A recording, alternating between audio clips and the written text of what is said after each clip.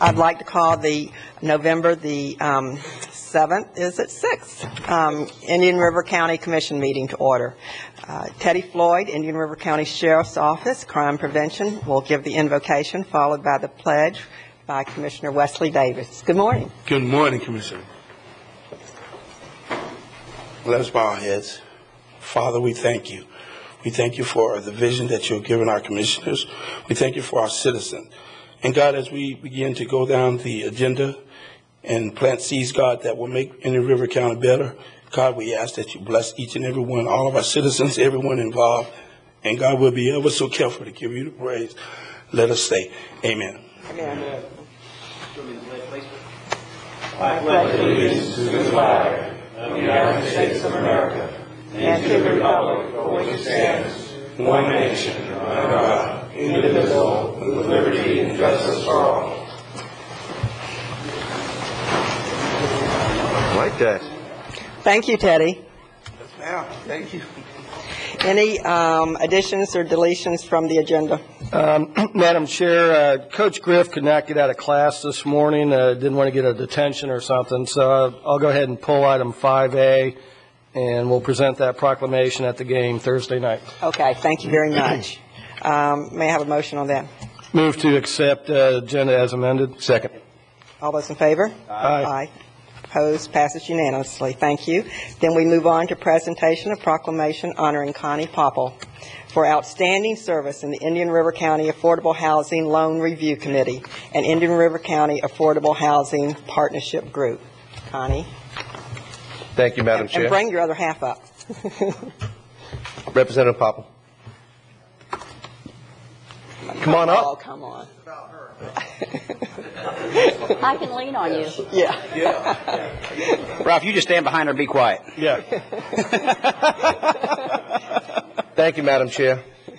And Ralph, this has been a tug of war. When Connie made this announcement, I said, well, is there something we can do? Perhaps maybe increase her incentive package. And she said, Joe, I'm a volunteer. I work for free. I said, well, what about the benefits package? Maybe we could do something there. And Connie said, I have the benefit. I've been assisting putting people in houses that would not have been otherwise. So I want to thank you, Connie. Without further ado, I'd like to present this proclamation honoring Connie Popple for outstanding service on the Indian River County Affordable Housing Loan Review Committee and Indian River County Affordable Housing Partnership Group. Whereas Connie Popple has worked in the banking industry for many years and during that time used her banking knowledge to assist Indian River County in providing affordable housing within the county. And whereas Connie Popple has actively participated in and served as chairman of the county's Affordable Housing Partnership Group for several years, and whereas Connie Popple has served as the financial institution representative for the county's Affordable Housing Loan Review Committee for 9 years and assisted the county with providing more than 800 loans to the county's very low, and moderate income households. And whereas Connie Popple has instrumental in helping the county develop affordable housing policies and affordable housing loan procedures. And whereas Connie Popple is now retiring from SunTrust Bank and therefore submitted her resignation from the county's Affordable Housing Loan Review Committee and from the chairmanship of the county's Affordable Housing Partnership Group. Now therefore it is proclaimed by the Board of County Commissioners of Indian River County, Florida, that the board and staff express their deep appreciation for Connie Popple's participation in the county's affordable housing program and wish her much success and fulfillment in her future endeavors and anticipate her continued participation with the county's affordable housing program. Is that true? That's absolutely true. We can anticipate your continued partnership. Yes, Joe, we'll be together again. Thank you. Thank you. Well, this is signed by all 5 county commissioners.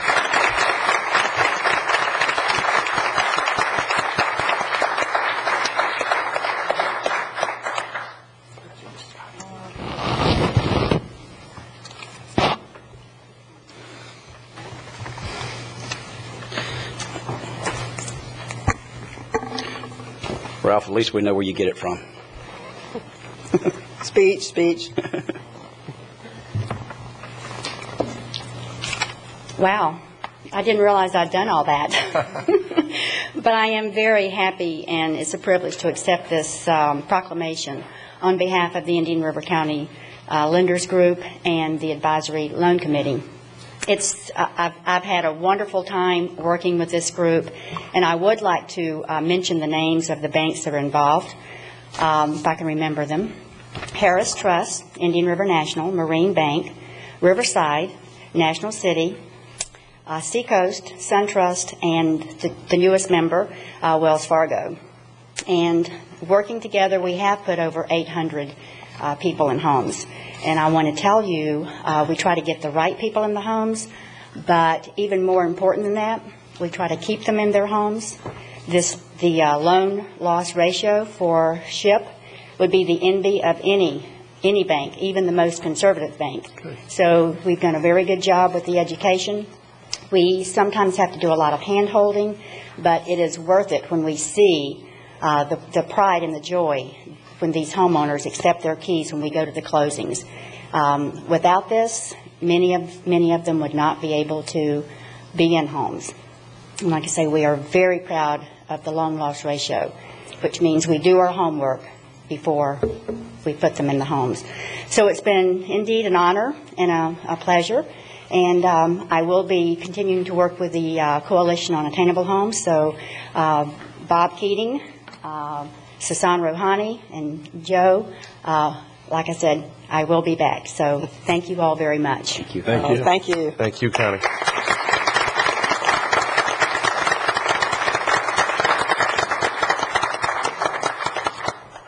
Approval of the minutes, regular meeting, October 9, 2007. Move approval. I'll second that, Mr. All those in favor? Aye. Opposed? Passes unanimously. Our regular meeting, October 16, 2007. Move approval. Second. All those in favor? Aye. Opposed? Passes unanimously. Special call joint meeting, October 2, 2007. So Piper moved. proposal. Second. All those in favor? Aye. Opposed? Passes unanimously. Thank you. Consent agenda. Would anyone like anything pulled? Madam Chair, I'd like to pull F, G, and H, please. F, G, and H. And anything else? Madam Chairman, I move to amend the consent agenda, or approve the consent agenda as amended. Second. All those in favor? Aye. Opposed? Passes unanimously. Thank you. Commissioner O'Brien, F. Yes, Madam Chair, thank you. These three are all somewhat similar in that they are developments that are coming in for either a final plat or plat over site plan. Given the nature of the current real estate market and having toured a lot of subdivisions the last several days, we've got a lot of projects that are either blown up or in the process of blowing up. And I'm getting a lot of calls from residents and homeowners that are being left with abandoned subdivisions. They're being left with master homeowners associations that at turnover are giving them no funds but a stack of bills. And I think, and I'm not, I don't want to imply that any of these three coming up are necessarily conducting any business like that, but I would just like some reassurance from the principals that these projects are going to go forward, that the homeowners association documentation will be done properly according to state statute, and that the residents and homeowners in Indian River County will be protected from the subdivision blowing up. The first one is Shelby Homes, and I spoke with Mr. Shelley yesterday. Is he here today? Okay. Just, Mr. Shelley, if you could come up and just reiterate for the record here some of the things we talked about yesterday as far as the plans that Shelby Homes has for this phase and what you all are doing, and just kind of for my benefit as we talked about, just give me some assurance that things are going to be moving forward on this project. Could you please, for the record, give your name and address? Thank you. Robert Shelley, 3735 Northeast 214th Street, Aventura, Florida. Thank you. Yeah, we've been building up here for quite a while. We did a community called Bradford, 152 townhomes, which we've completed. Probably 2/3 of them already living there, and the buildings are completed, the community is completed, and all the site work and everything is 100% completed. Millstone is made up of 6 phases. This is number 3 of the 6. The first 2 have already been platted, approved, and we already have homeowners living out there. We have completed 100%, though, of all of the site work for all 6 phases. We have presently probably about 25 families waiting to move into phase 3, which is before you this afternoon. We have completed, though, as I said, all of the work. We're commencing our clubhouse. None of the associations are being assessed any kind of monies for anything that's out there or being completed. We fund it, we pay it, we subsidize all of the deficiencies on the budgets. At this point now, the only responsibility the homeowners would have would be to the bills specific to that particular house. We also include maintenance of the lawns within our master association. So what's happening is we fund it and pay it for those lots that haven't closed yet, which you've driven through. You've probably seen they're all maintained. All of the homes under construction have been completed or are in the process of being completed. Financing is in place. We've paid all our impact fees. We've probably paid the county about $11–12 million in advance impact fees on just the concurrency portion alone. And our association and our company is very well funded. We have all intentions of moving ahead. We have a full operation in there, as you've seen. Sales operations is in full effect, and we anticipate closing another 40–50 houses between now and the end of the year. Okay. And Mr. Shaw, I think we talked about that most of these sales are to owner-occupied and not investors or speculators. Is that correct? No, we haven't seen too many investors up in the Indian River area. I mean, there have been a few, but I think those that did buy at that time were pretty much canceled out, lost, walked away, found a lawyer to sue us, et cetera. But at the end of the day, probably what you're seeing now closing are real buyers. Okay. And I do want to commend Shelby Homes. The houses I looked at that had not sold, you all had gone in there, they were finished off, you installed the air conditioner, the air conditioners were running to keep the inside mold and mildew free. And I believe you said that electric cost is being picked up by Shelby as well and not passed on to the homeowners association? No, we pay all of that corporately, nothing to do with the association. The only bills the association would have would be once a homeowner takes over and moves into the home, the maintenance of that lawn then gets billed to that homeowner on a monthly basis. Up until the time of a closing of a specific unit, Shelby pays corporately out of all the overhead of the master association, the landscaping, water, sewer fees that we get, electric bills, et cetera. Okay. There's no cost to the homeowners. Florida statutes require that in a circumstance like that where a lot owner is being assessed a fee, that there needs to be an annual complete financial report 60 days after the end of the fiscal year. Would you have any objection in making that available to the board here? None whatsoever. Now, I know you all don't have your first fiscal year completed yet, is that correct? Right, but we have a master association management company that Phoenix Management runs the property, and we'll be more than happy if we know who to send it to, have them furnish the county with a copy of the closing statements at the end of each year. Okay, I greatly appreciate it. Thank you.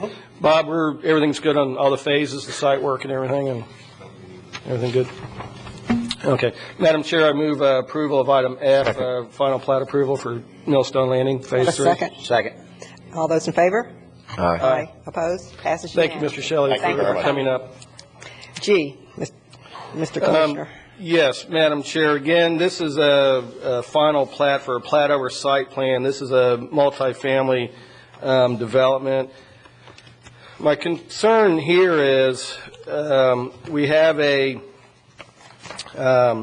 two principal owners that are out of town, and they are, BVI Homes is one of dozens of limited liability corporations that the principals are involved in.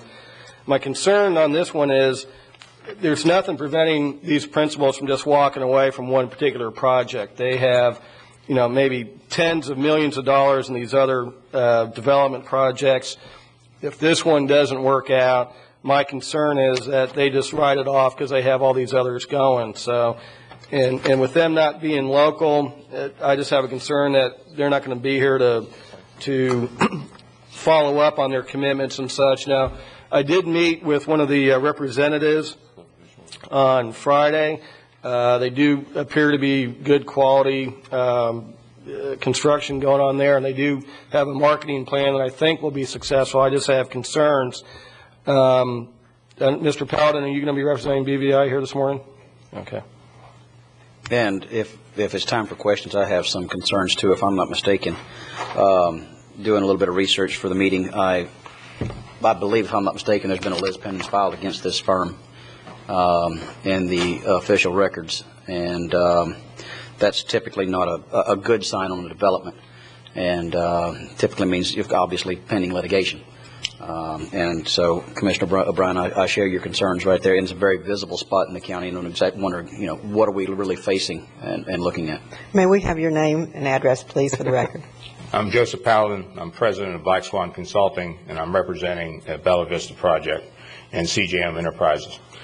If you recall, a little over a year ago, we brought this project forward, and I represented them at that time. And we said we were going to do certain things. We provided certain drawings and pictures and said how we were going to go forward. And we've done every one of those things in that period of time. As a matter of fact, Mrs. Bowden said she'd be watching me very closely and make sure these things happen. And she's been out there and seen that the development looks exactly like we said it was going to look. We put extra landscaping in, all the decor is exactly what we showed on the pictures. We do have a marketing plan, and we do have an exit strategy. We need to get our models open. We need to get our plat recorded in order to start recording our sales. The list pendants on the property was a negotiations between us and one of the subcontractors, and we've worked that out in an agreement. We're going to settle that. We have to settle that before we change title of land, as you know. Yes. But we need to get our models open and get this plat recorded in order to go forward. These people have a big investment in this project. They do have some out-of-town investors, but they have no say-so in the project whatsoever. It's simply funding. And Gary Brown, who's one of the principals here, and David Onstein are both here today. This is their livelihood. This is their future. And they've done several projects they have completed in other counties that are close to us, which I've gone and looked at the quality of their work and looked at them getting out of this as far as sales. And we do have sales pending, ready to close, as soon as we can get our models open and go ahead and change title on that property. But we need the plat recorded in order to go forward. Nothing guarantees success. But if you don't let us go forward with our plat, you can guarantee failure. We need to get the plat recorded in order to go forward. And the fact that we don't have parts of our landscaping that's not done, the fact that we don't have part of our walls and what have you that aren't done, I think that shows our intent to go forward in a first-class situation. And if you saw the construction out there, which Mr. O'Brien did, you'll see that it's way beyond average. It's way above average. I mean, we have amenities inside of the homes and treatments outside of the homes that are beyond none. So I really would appreciate if you go ahead and let us record this plat and go forward. I think we need this to go forward with our business venture, and I don't think we can afford to have business ventures not go forward in today's economy. I'll be happy to answer any questions, and I have the principals here if you'd like to talk to them. Commissioner Davis? No, I'm good. He answered my question about the list pendants. Is Mr. Brown, could you step up, please? Madam Chair, would like you to give your name and address, please. Yeah, Gary Brown, 22187 Waterside Drive, Boca Raton, Florida. Yeah, Mr. Brown, I know that most of these projects, I believe is it your wife, Mrs. Araceli Brown? Yeah, my wife, yep. Okay, she's listed as the principal agent and manager of the LLC. Yes. And I guess what I'd like to hear from you is just your personal commitment that you're going to see this project through, that you're not going to pull the plug on it, that you're going to stick with it and sell the units and build them and bring a first-class community here. Sure. Well, first I'll give you a little bit of background about us and the company. The company was started with me and my wife about 10 years ago, and we've completed several projects in southern counties. So it's not like this is the first. I think we've completed 6 prior. Right now we're doing 2 projects, one of which is in Indian River County, another one which is in the city of Boca Raton.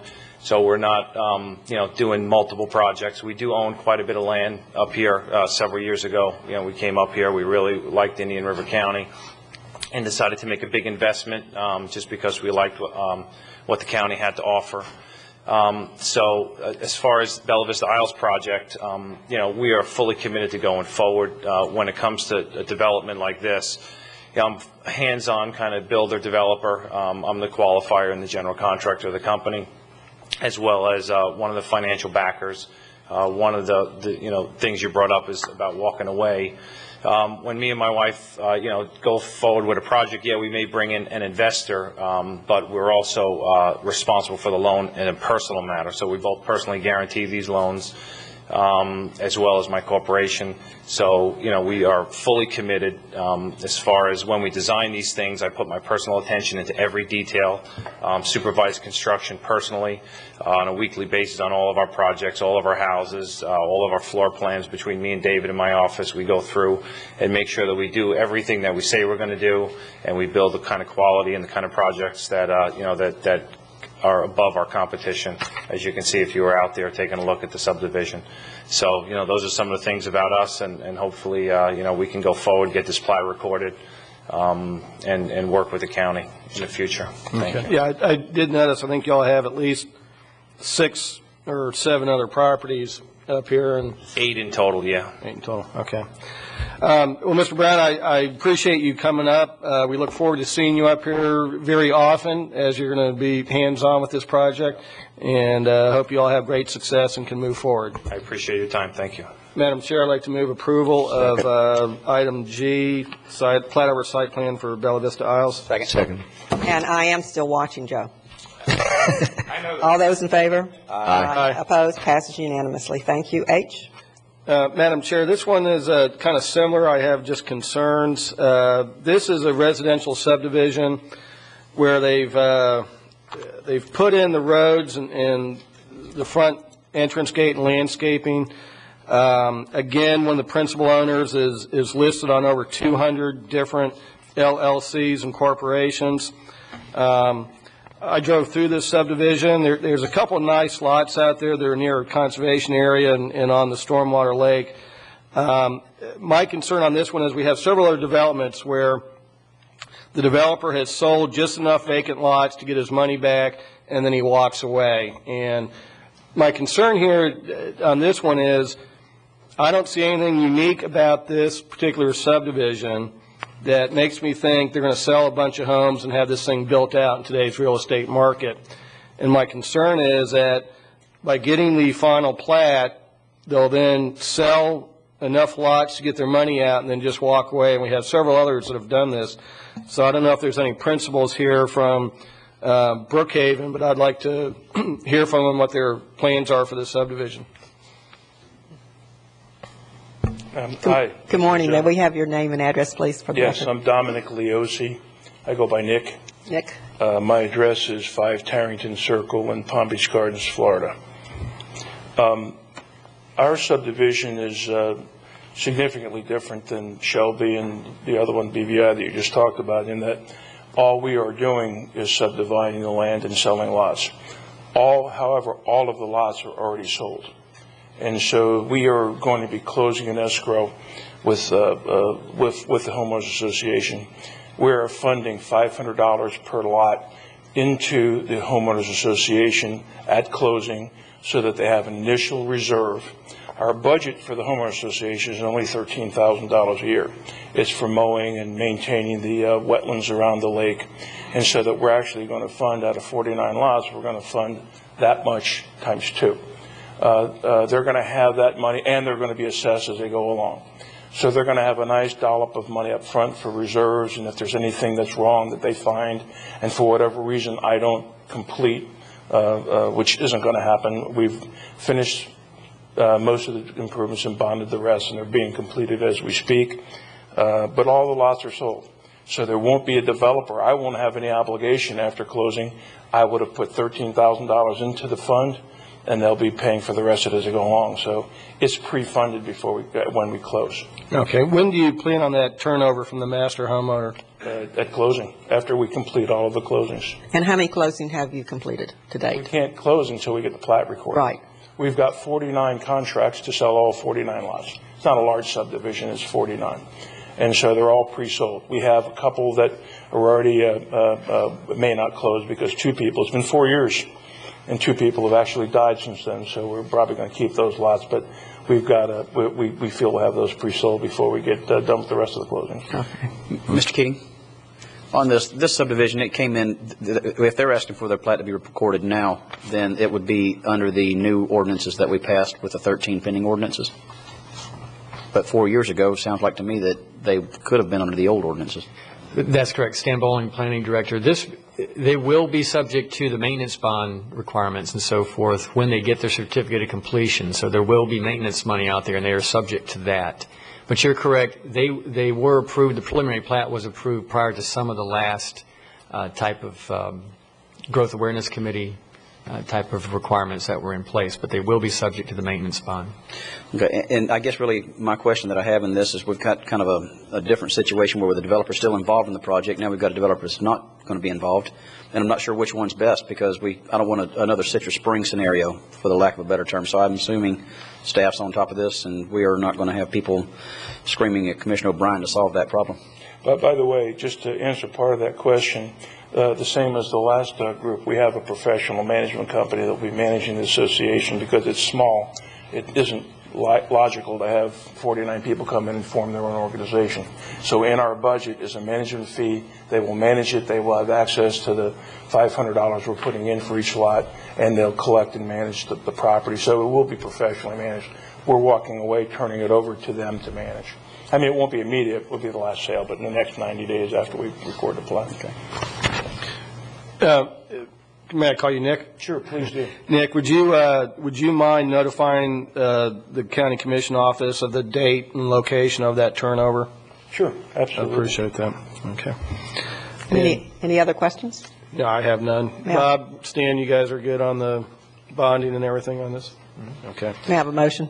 Madam Chair, I move approval of item H, Brookhaven's final plat. Can I have a second? All those in Second. favor?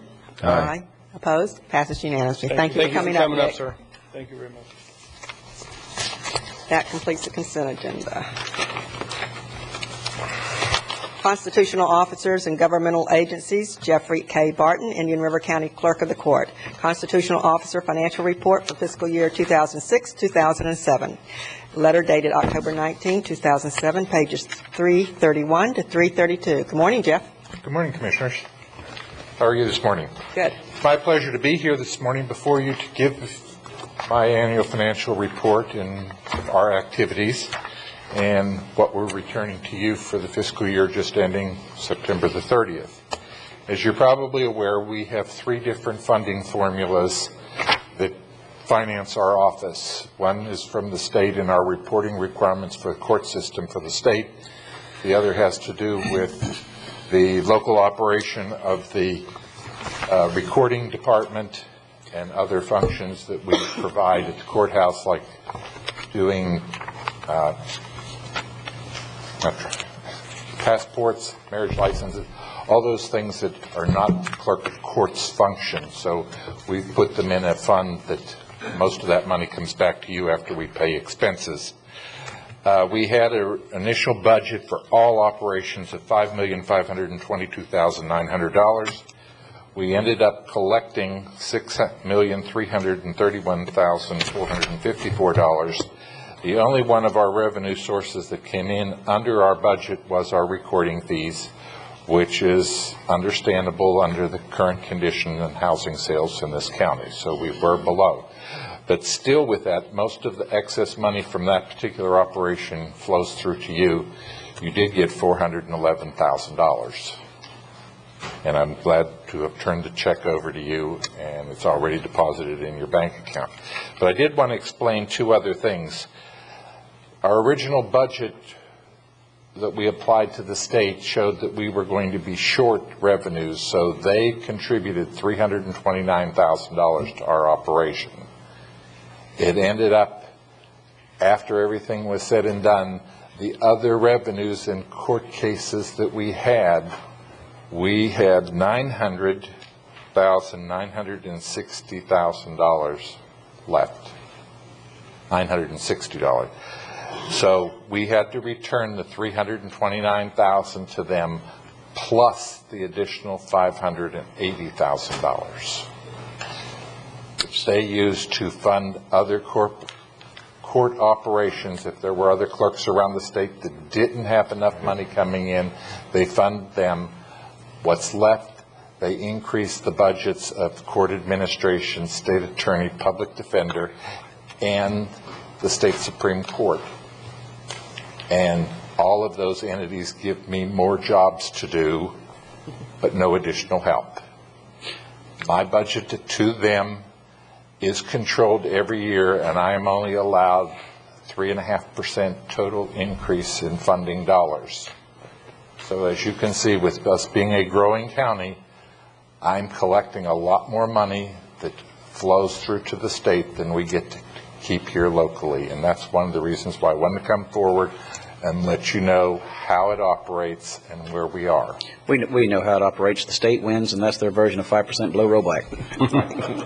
And also, Thank you very much Yes. for your responsibility. I'd like to also, while Jeffrey's here, I got notified by the state that they've taken over the Guardian ad litem program, and they used to privatize it and have local attorneys do it, but they think they can save money. However, that means I've got to give office space I have to find office space for their 5 new employees. I was notified last week, and it all relates to the court system. It's going to be a savings for the state, but an extra expense for the county, so I don't think there will be any savings. This is a pass on. Yeah. Another pass on. Okay, thank you for coming. Thank you. Move constitutional Yes. item A. Second. All those in favor? Aye. Opposed? Passes unanimously. Thank you, Jeff. B, Kay Clem, Indian River County Supervisor of Elections, Constitutional Officer Financial Report for fiscal year 2006-2007, letter dated October 31st, 2007, pages 333 to 343. Kay here? Madam Chairman, I move to take a approve. motion. Yes, move to approve. Second. All those in favor? Aye. Opposed? Passes unanimously. Thank you. David C. Nolte, ASA, Indian River County Property Appraiser, Constitutional Officer Financial Report for fiscal year 2006-2007, letter dated October 30, 2007, pages 344, 347. Is David here? I'll take a motion, please. Madam Chairman, Yes. move to approve. Second. All those in favor? Aye. Aye. Opposed? Passes. Thank you. Roy Raymond, Indian River County Sheriff, Constitutional Officer Financial Report for fiscal year 2006-2007, letter dated October 25th, 2007, pages 348, 356. Is Roy here? Or, Madam Chairman, I move to approve. Okay, but let's say hello. Harry never makes it up to the podium. We want to say good morning to you, Harry. Hello, Harry. Good morning, Commissioners. Harry Hall, Comptroller, Indian River County Sheriff's Office. Hey, yes, I like to keep a low profile. So, we are returning funds again this year, and a little twist this year. We had to ask that part of those funds be earmarked to pay for some vehicles that the Ford Motor Company could not deliver because of a production problem. But outside of that, we are turning back a net of 300. Where is it? 348. Wasn't expecting to come up. It's roughly 302,000 net. Thank you. Roughly 302,000 net. Thank you very much. Very nice. Another item on the agenda, so I'll stick around. Okay. We have a motion and second. All those in favor? Aye. Opposed? Passes. Thank you. Constitutional Officers, Government Agencies. Charles W. Simler, Indian River County Tax Collector, Constitutional Officer, Financial Report for fiscal year 2006-2007, memorandum dated October 31st, 2007, pages 359 to 368. Good morning. Good morning. Jeff Smith, Assistant Tax Collector for Indian River County. I bring you greetings from your Tax Collector, Charlie Sembler. This year, our excess fees were about $400,000 more than what we had budgeted for, and about half of that was investment income. We've been able to do a good job investing the funds before they get distributed, and about half of that is from that.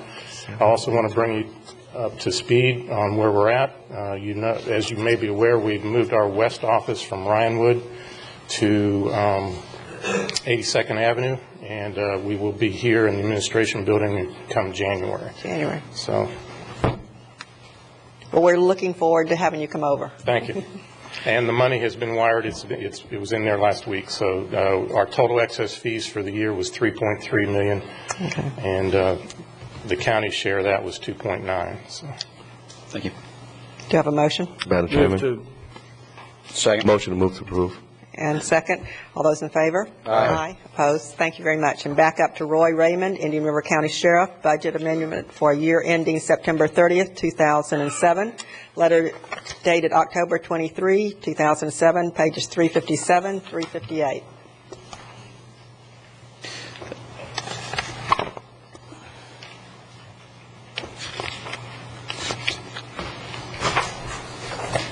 Harry Hall, Comptroller Sheriff's Office. What we're requesting here is that funds be moved between categories in our budget. No increase to our budget. We approached the board earlier and had tentative approval to do this.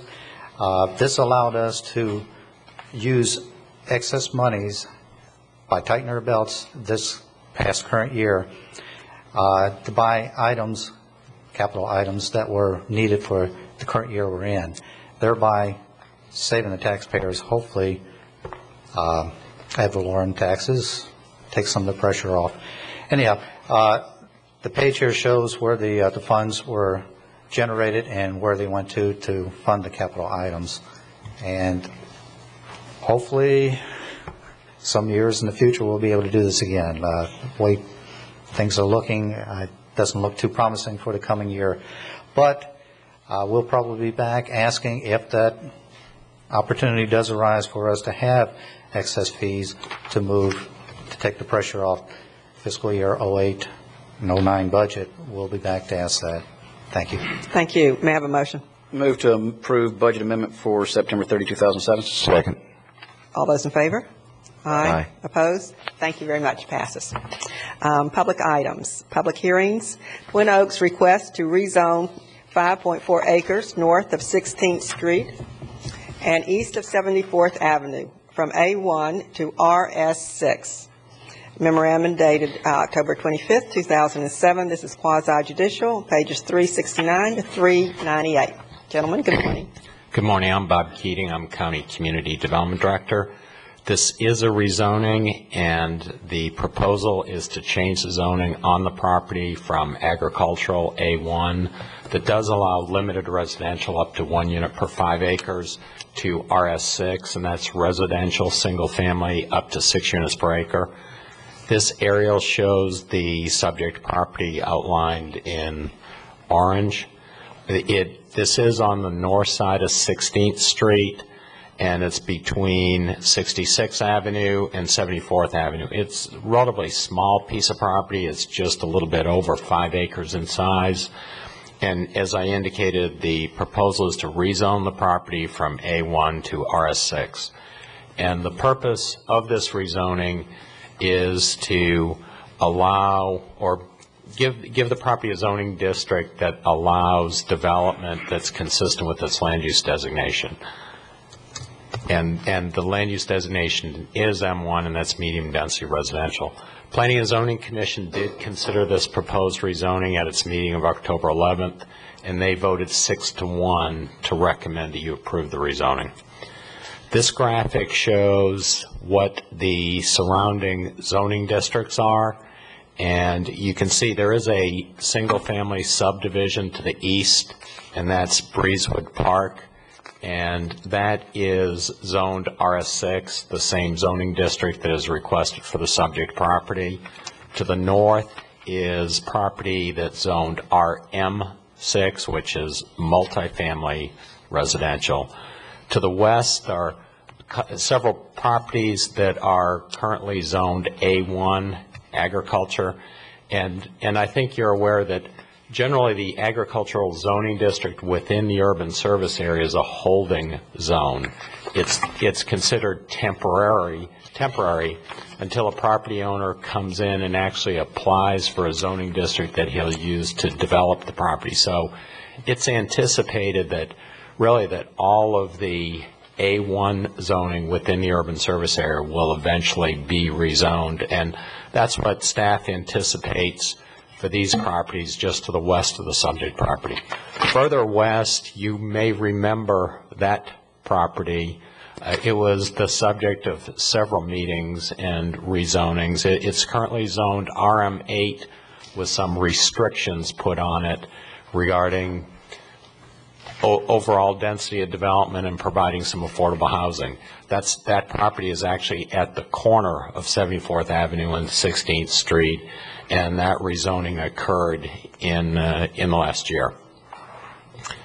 With this rezoning, as all rezonings, we looked at a number of criteria when we analyzed it. We looked at whether or not adequate facilities are available to accommodate development on the project. That's concurrency. We looked at whether the rezoning is consistent with the comp plan, looked at what the environmental impact will be, and we looked at whether or not it would be compatible with surrounding properties. From the concurrency standpoint, staff found that there is available capacity in all concurrency facilities to accommodate the project. As I said, it's a pretty small property, just a little over 5 acres, so the impacts are not significant. In terms of comp plan consistency, this proposed rezoning is consistent with the comp plan. We look at both the comp plan map and we look at the policies in the comp plan to determine consistency. In terms of the map, the future land use map designates this property and the property to the north, east, and west as M1. M1 is medium density residential, and it allows densities up to 8 units per acre. And this is coming in at 6 units per acre. And the zoning districts that are allowed in the M1 land use designation are RM8, RM6, and RS6. RS3 is allowed really only as a transitional zoning district, and that would be a situation where the RS3 would, in essence, serve as a buffer between a higher and lower zoning district. So essentially our position is the 3 zoning districts would be allowed to be RM8, RM6, and RS6. This is a uncleared, unaltered property, and actually it consists of 4 separate parcels here. They're all really long, narrow parcels, but the property is a wooded site. It's generally pine flatwoods, and as a native uplands, it will require a 15% native conservation set aside when the property comes in for development. So 15% of the property will be set aside in a natural area when it comes in. Also, there may be some constraints when the site comes in for development. It appears that there are hydric soils out there, which is one of the 3 criteria that indicate wetlands. So there may be wetlands on the property, and in that case, that would be looked at closely at the time of development review. And also, there's a potential for endangered species. Again, at this stage, we don't go into it in a lot of detail. We'd look at that at the time of development approval.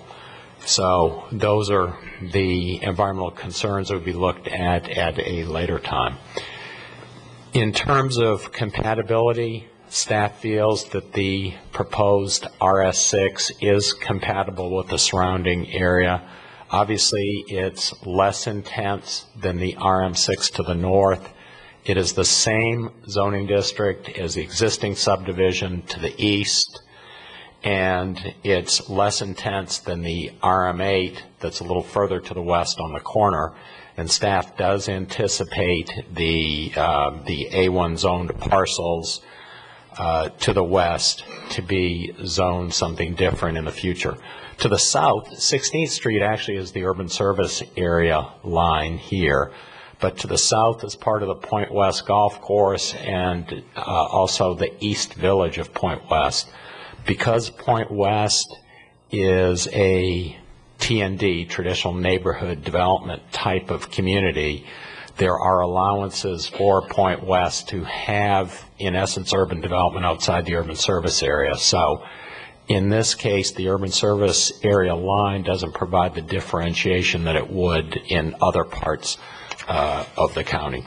I do want to point out that RS6 was not the first choice of the property owner when he came in.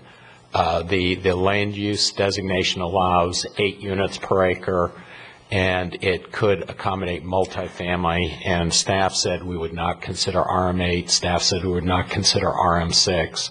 So the RS6 is a default and lessening of in intensity as far as this request is concerned. So staff does feel that this proposed rezoning is consistent with the plan and it's compatible with the surrounding area. So in conclusion, staff feels that the proposed rezoning is compatible with the surrounding areas and existing uses. It's consistent with the comp plan. There's adequate public facilities to serve development on the site, that any environmental impacts will be addressed at site review. So staff and the Planning and Zoning Commission recommend that you rezone the property from A1 to RS6 and approve the ordinance that's attached to the staff report. Thank you. Any questions, Commissioners, before I open the public hearing? I have a couple, Madam Chair. Right. Bob, what is the build out of that subdivision to the east, the Breezewood Park? I know it's zoned RS6. What is the build out of it? That's a little tough to say. Several houses are built on 2 lots, so I would say that probably the platted density is a little under 3 units per acre. The actual built density may be closer to 2.5 or 2. Okay. And with RS6, with the 15% set aside and roads and stuff, what's the net build out on a RS6 generally? It's going to be below 3, and there's a big difference between developing this piece of property and the existing subdivision to the east. When that came in a number of years ago, there weren't on-site stormwater retention requirements. There wasn't a native vegetation set-aside requirement. So right there, you're talking a pretty significant amount of area for stormwater pond and for the upland set-aside that will be lessed out of any density. So we anticipate it'll be below 3 units per acre. It'll probably be compatible with the density. Okay, that was kind of where I was trying to get to. From the existing subdivision, how it's built out, with the stormwater and set aside and all these other things going into RS6, it's going to be built very compatible to the existing subdivision. Is that correct? You might find the lots smaller, but the density will probably be the same. Okay, thank you. Madam Chair, I have no more questions. Thank you. I got a quick question. Any idea when 16th Street's going to be paved? Yes, this year. It's really? Yes. 07? Yes, 0708. It's wait. programmed. We're in 07. Yeah, 0708. This fiscal year. Fiscal, not calendar. I was thinking blazing speed there. That was a yes and no. You kind of missed it, Commissioner. We deal in fiscal years, and it's going to be done in conjunction with 66 Avenue coming south to State Road 60, and there are funds. And actually, next week you're going to see the capital improvements, an amendment to the capital improvements element that we have to do on an annual basis, and you'll see that we have $2 million programmed for the current 0708 fiscal year, so that'll be done very soon. And I hate to narrow it down, Bob. First quarter, second quarter, fourth quarter? Chris Kafer, I think, is here, can probably tell you, but the design is pretty much done. It's going to be pretty soon. Okay. Thanks. Thank you, Commissioners. Before we let me open the public hearing, and then all those who wish to speak, please stand and be sworn.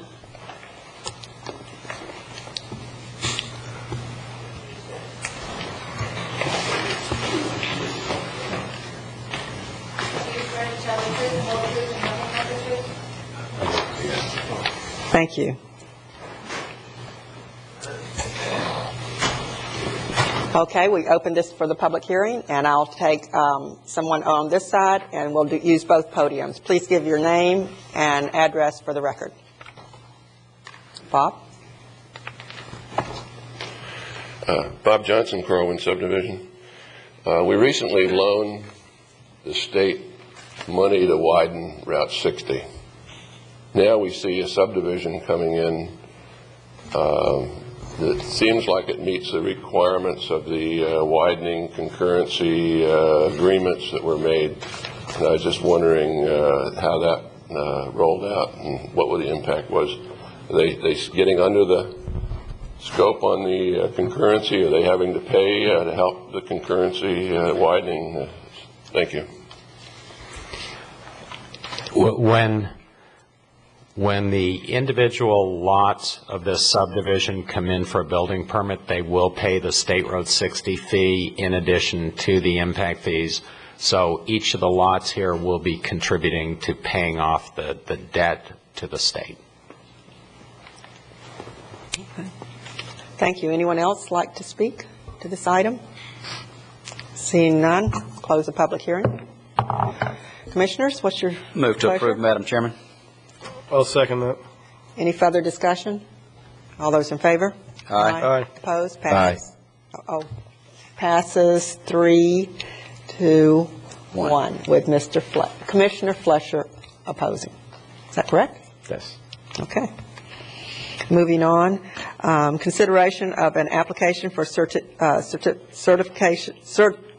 of public conveyance and necessity for a Class E certificate from All County Ambulance ABA Medical Transportation Specialist, MTS. Memorandum dated September 14, 2007. This is administration found on pages 399 to 412. Good morning. Good morning, Commissioners. Brian Burkeen, Assistant Chief Fire Rescue. What you have before you is an application from All County Ambulance Incorporated, doing business as Medical Transportation Specialist, for a Class E Certificate of Public Convenience and Necessity. What this gives you is a Class E certificate is for a non-emergency, non-medical wheelchair and stretcher transportation for patients coming and going from doctor's offices or the hospital. So we have All County Ambulance as an entity has a Class E Certificate of Public Convenience. In an effort to augment their downtime vehicle breakages, manpower shortages, there has been occasion when MTS, Medical Transportation Specialist, has come up and provided services to fulfill the needs of the citizens. So in an effort to make it legal and to comply with the ordinance, they've applied for the Certificate of Public Convenience and Necessity, the Class E1, or Class E certificate. We've held some informal meetings with other providers. Nobody has voiced any opposition to their certificate, and their representatives from All County are here to answer any questions if you like. Thank you. Any questions, Commissioners? Brian, they're originally out of Martin County, and now they have a franchise to operate in St. Louis and Indian River counties. Where is their closest point of business where the ambulances would be based out of? All County currently has an office in Indian River Memorial Hospital. Indian River Medical Center, I'm sorry. Okay, thank you. Any other questions? I'll take a motion. We need a public hearing on that. Oh, thank you. Open the public hearing. Seeing none, close the public hearing. Move to approve, Madam Chairman. Second. All those in favor? Aye. Aye. Opposed? Passes. Thank you very much. Public discussion items. Request to speak from Victor Knight regarding suggestions for LDR amendments pertaining to Ag 1 zoning. Victor? There he comes. The podium's yours. I'm going to get back quicker than that. Thought another public hearing might go on for a little while. Can I have your name and address just for the record, please? Yes, ma'am. Madam Chairman, Victor Knight, 3295 Ranch Road. Thank you. May I approach the bench? The bench. No, Don't do that to us.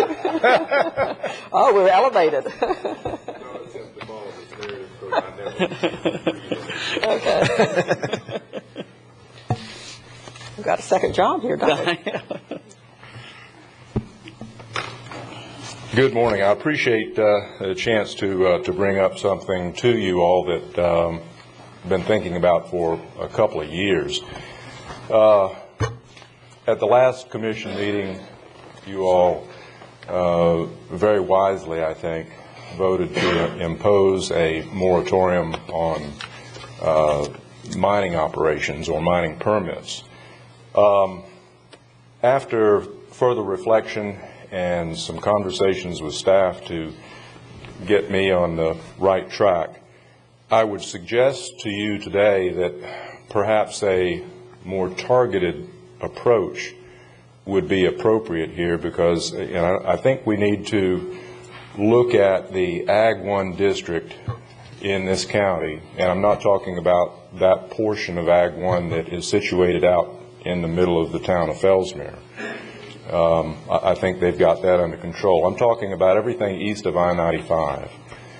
That area has really become a transitional residential district. It's just lower density than what we've got inside the urban service district.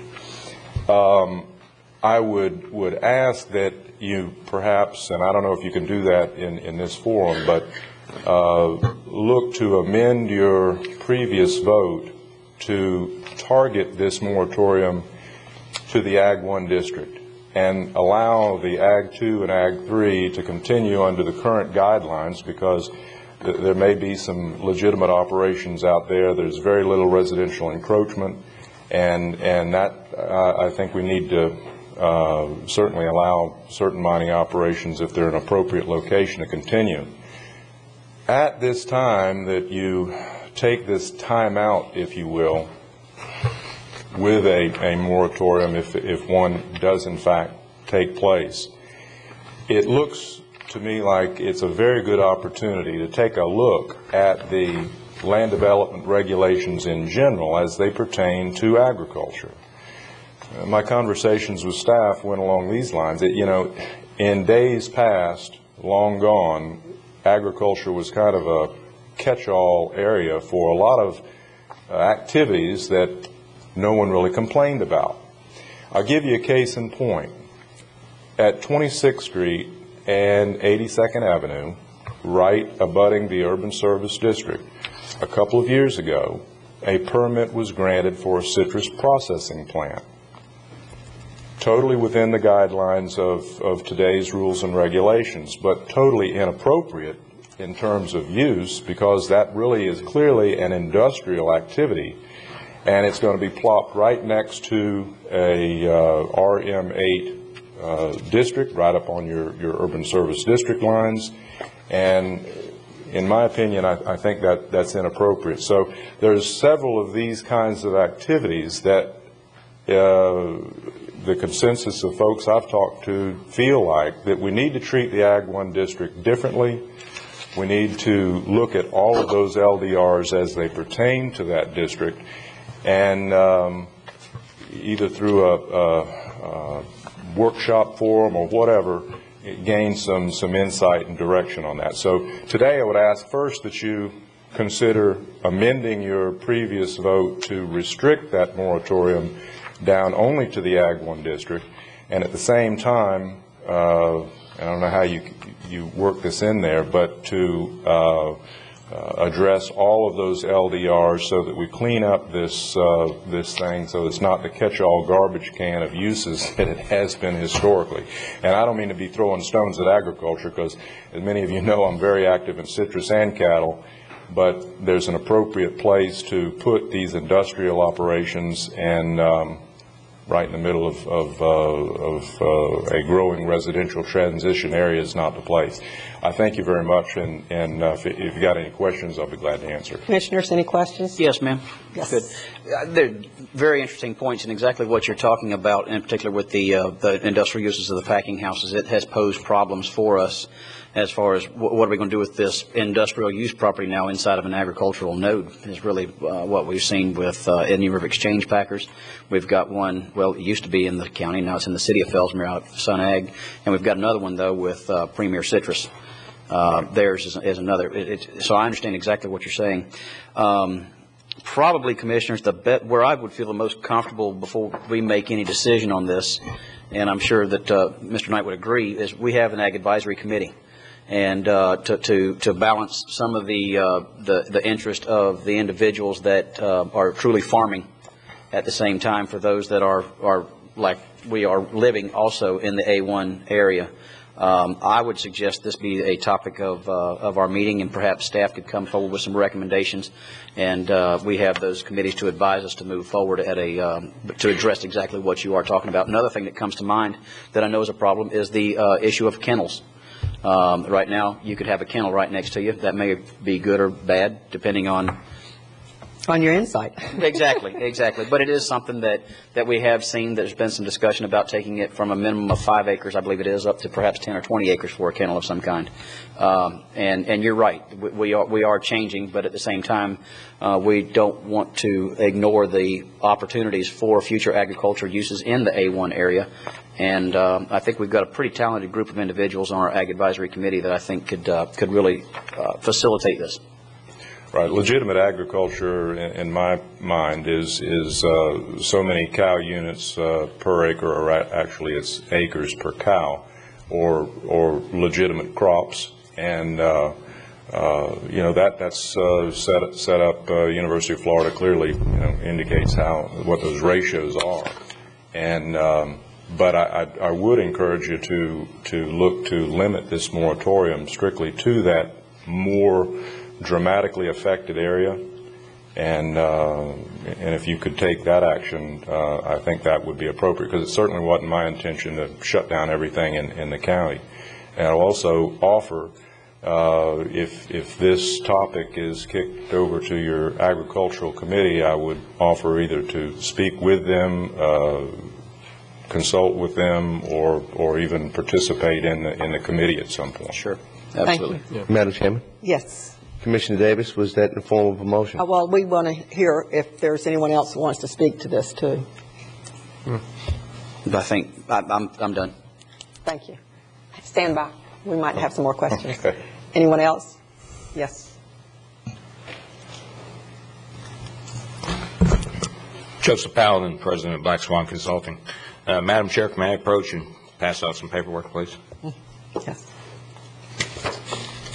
Come to set a precedent. Yeah.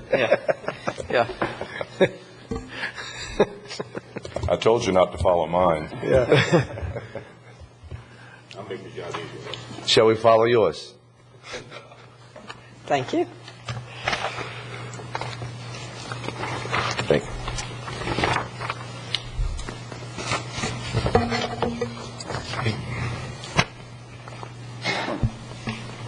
Give Mr. Knight. You got another one of these for Mr. Knight to look at? Pardon me? Let me see. Madam Chairman, I think you have 2 copies. If I'm Yes. mistaken. Oh, Can you yes. give one to Mr. Knight, please? Okay.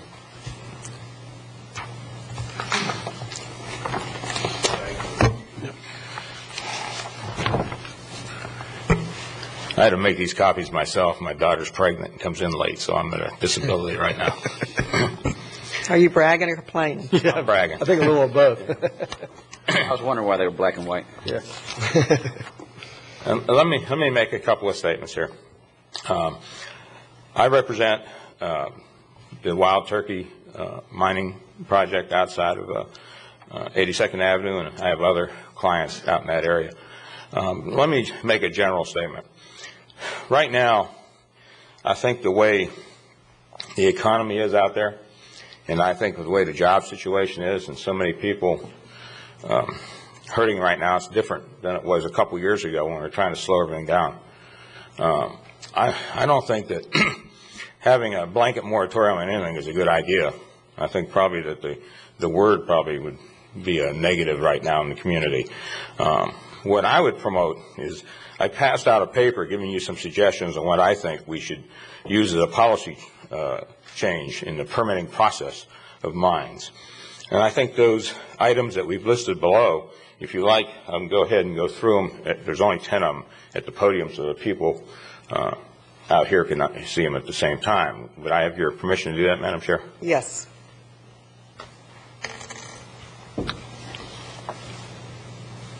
Go ahead. Okay, number 1, road options include paving part of 82nd Avenue. If the county acquires new right-of-way, we would then have no responsibility in the acquisition right-of-way, but we take responsibility for the paving of that part of 82nd Avenue, or putting a subbase down, or whatever the neighbors in the county decided on.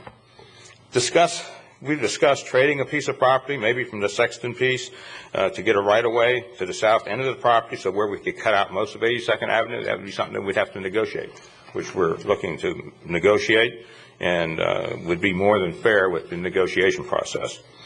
Number 3, we propose hiring a traffic policeman to enforce speed limits in driving during the course of operation at our expense. We would fund that, or our fair share if the other mines came in, and they would have to pay their fair share. We would not ship fill dirt off-site for 5 years. We would use all of our fill on-site. You'll see why later in this list. We would only ship the Coquina Road subbase off the site for the first 5 years. We would build a berm and a landscape package around the entire perimeter of the site, but do it in phases. We would propose a 6-foot berm with trees and plantings on top, so it would not only shield whatever was going on inside, which wouldn't be that bad, but it would also give you a nice sight when you drove up and down the road or around the site. We would say this in writing and make this part of the permitting process. No explosives will be used on site, period. No ifs, ands, buts. We will not use a drag line on site or have conveyor belts on site. This mining would be done with conventional methods of loaders, trucks, etc., just like any sand mine would. We will pay for any prop share that we would be responsible for in improvements to State Road 60, or to make life easier for people that live on 82nd Avenue to come and go on State Road 60. The project employed trucks will not go north on 82nd Avenue. It'll strictly go south. Limit round trips. We limit the trips. We limit the trucks per day as to 200 trucks per day, which would be 200 trips in, 200 trips out. We wouldn't go over that. We'd put that in writing. These are some of the proposals that I've worked with my client and other people in the area on to try and bring something to the table that would be more beneficial than maybe just a 6-month passive waiting time, and to give the people out there a better proposal than what we have now. Going forth in 6 months without these proposals, I think would be a negative. I'd like to be able to have an exemption to the mining or to the Ag 1 moratorium, if you so instill that. I would like to be able to do exemptions, not only for this project, but for other projects that would come forth and bring something to the table that would be better for the people and better for the county.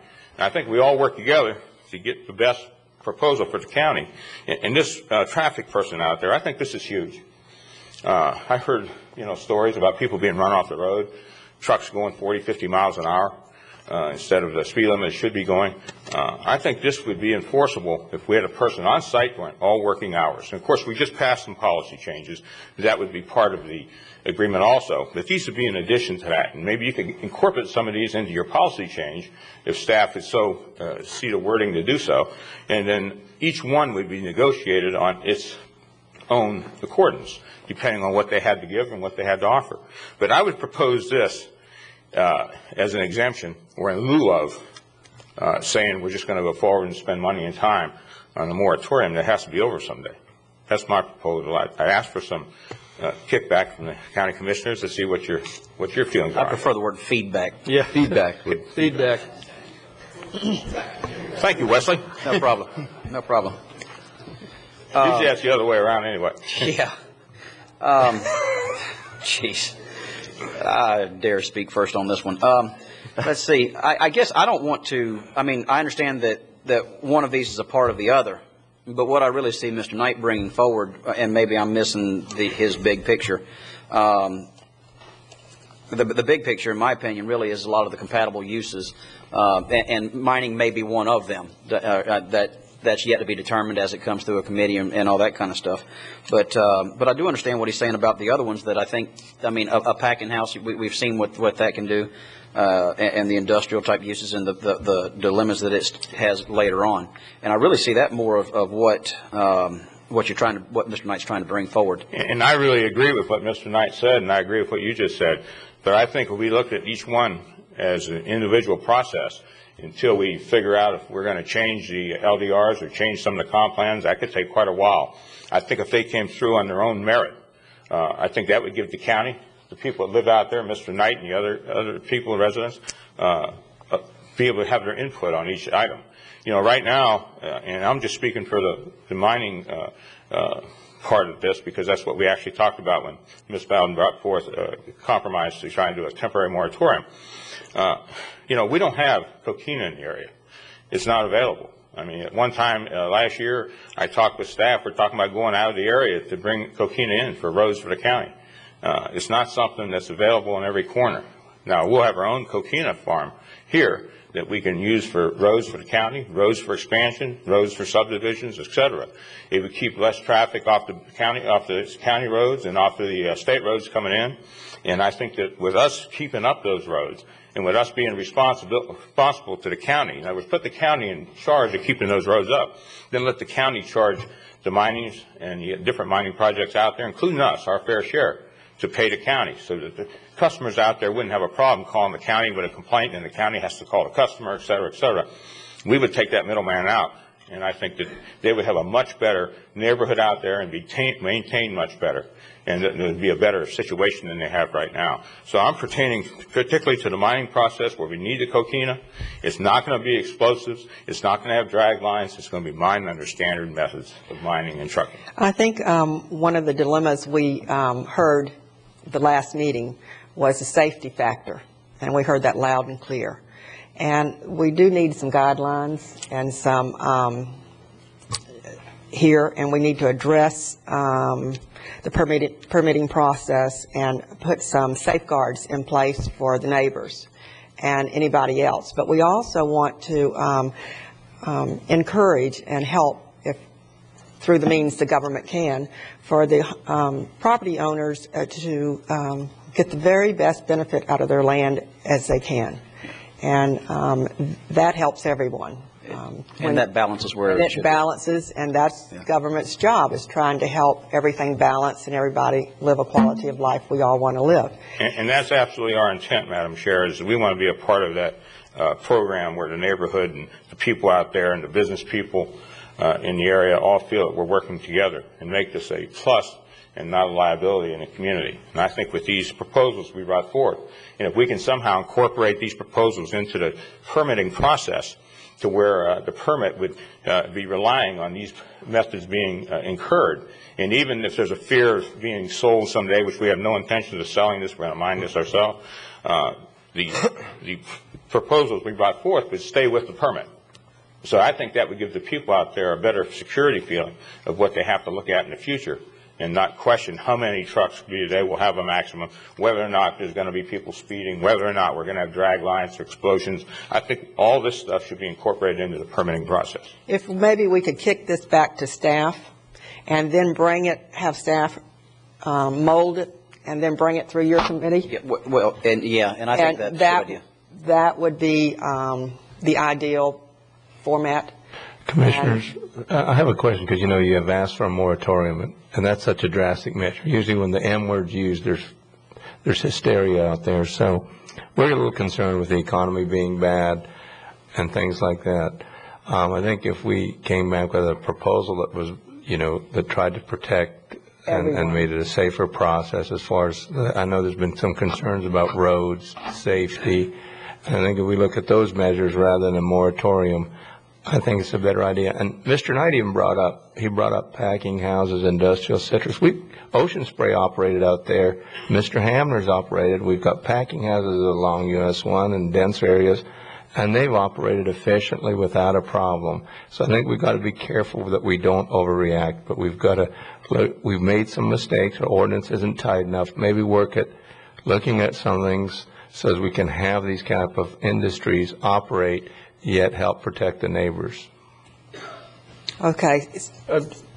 Yes. In as much as this was my discussion item that I brought here, I didn't realize it was going to become a springboard and a forum to jump off into something that I really didn't want to discuss with you today and confuse what my real intention was. But in as much as this has been brought forward, let me point out that the administrative approval process for mining provides for little public input. When you issue a mining permit, you do not discriminate between mining or rock mining, sand mining or rock mining. I have in my possession from yesterday afternoon a 200-page document from a federal judge in Dade County as to why those rock mines were shut down in Dade County. The extreme adverse environmental impacts, it goes on ad nauseum on this. I think that you need to be very careful, because when some property like the Wild Turkey gets permitted, they don't operate that mine themselves. They're going to sell it to Rinker or Dickerson or APAC or somebody else that's in that mining activity, and you're talking about a 20-year operation. They talk about 200 trucks in and out. That'll probably get compromised out, because typically these things are 2,000, 4,000 trucks per day, and they're all going outside of the county if it's a rock mine. There is, and there are, and there does exist, areas of this kind of material in the county that is conveniently located. For instance, the 20-mile bend area. All that coquina was used for the construction of State Road 60. The State Geological Survey indicates that most all of this material lies well west of I-95, hence the reason that I'm suggesting that we discriminate between the Ag 2 district and the Ag 1 district with what we're looking to restrict. This project has already gone through the technical review process, and under current rules, if they address those concerns, they're in. But you need to be aware that you're not just permitting a sand mine. You're permitting something, and I didn't bring the pictures in here to show you today, but if you want to turn that area of the county into a lunar landscape, that's what you're looking at. And berms and so forth, all this, I'm telling you, it would get flipped to somebody else. I wasn't prepared to talk about this today. Didn't think that a discussion item can turn into a public hearing. But in as much as it did, I feel like, it's incumbent upon me to share with you some more pertinent facts and, realize that this mining permit is very broad-based. We always talk about the generic catch-all of sand mining. But then the reality is we don't need any more mines east of I-95, period. We don't need them. We can go immediately west of 95. And there's plenty of other uses, legitimate uses, that property owner can do. He can subdivide it into ranchettes. He can farm it. A lot of things, as long as he doesn't do something that encroaches on everybody else's rights. And that's what we brought to you during the public hearing at the last meeting. So I'm just trying to focus on the facts and the reality here, so I felt like a rebuttal was appropriate. Right. Well, we're still in discussion, and we I think, Attorney. Yeah. If you don't mind, the moratorium process that was initiated a week ago is not a quick one. We're required to go through several public hearings before the Planning Commission, 2 before the Board of County Commissioners. I think some of the ideas that Mr. Knight brought forward are probably good, and I think he's talking about packing houses, processing plants, mines, dairy operations, feedlots. Maybe they need to have more notice, like special exceptions do, instead of being administrative permits. Maybe they need to be in a different zoning district, but that's something that could be looked at and discussed. As far as narrowing the direction right now to the A1 east of 95, I would prefer to let the hearing process work. It's always easier to whittle down the area that's affected, but if you only advertise for a certain area, you can't expand it later on. And although Mr. Knight's concern may be limited to where he lives in A1, there could be people that live out in A2 that might want to be heard on it too. In all likelihood, after you go to the Agricultural Advisory Committee, get their input, go through the public hearing process, we'll know better where to go. But I don't think we should try and craft what this is going to look like today under a public discussion matter when we're going to have several public hearings and an Ag Advisory Committee input, PSAC input, et cetera. Madam Chairman, may I interject? Just a minute. Did you have something? Well, I do. I mean, and some of the things that, as far as the dairies and all that, I understand the after living on one, I understand what it's all about, but somewhere in here, the state of Florida's got a right to farm ordinance also that we can't supersede. So I'm not sure, can we stop somebody from having a dairy if they meet the requirements in the state that has the right to farm? You can't stop an existing use. You can have limitations going forward if a use doesn't exist. The Right to Farm Act pertains to uses that are currently in existence. They're declared not to be nuisances, and people move next to them know they're there, and the farms are protected. But you can always, in your land use planning, say this is an appropriate area for a commercial use or an agricultural use. I think you've got some discretion going. But in an agricultural use, we can delineate what is an appropriate agricultural use? Yeah, I think you can. I mean, is a packing house appropriate in ag land or in industrial land? Yes. I mean, that's a question for you to decide. That's the policy. Right. Madam Chair, just we've talked a little bit about the fact that when a lot of these LDRs were written 17 years ago, that the county has changed considerably. And I think we've kind of all decided that, yeah, we do need to look at a lot of these LDRs to take into account the growth we've experienced and changes and things. Obviously, some of these are going to be very complicated, such as a rock mining operation. And I would concur with the attorney's advice that we should proceed and have the public hearings and get input and have everybody, all the stakeholders have a chance to provide input, and then we can start crafting, new LDRs to take into account the current times. With respect to the wild turkey project, just a couple months ago, they were begging the county to buy that land. They wanted us to take it off their hands. So if we have a 6 or 8 month delay from this point, I don't see that as critical to their long-term plan. So I think we should continue with the course we've set, have the public hearings, get input from everybody, then redraft the LDRs from that point of view. Commissioner? I understand what you've said, Commissioner O'Brien, and really I agree with most of that, and I agree with most of what Mr. Knight had to say. What we're trying to do, we're trying to be a part of the solution here. As you already said, we've already gone to a TRC meeting. This is in the process. We want to add these things to the permitting process to make this a permanent policy, to give a plus side to what's going through for not only our mine, but anybody else's mine that's permitted in the future, to use this as a standard to go by. We're trying to set a higher standard. 6 months, if we started going forward full speed today, we couldn't be ready to operate until July. I mean, there's no way.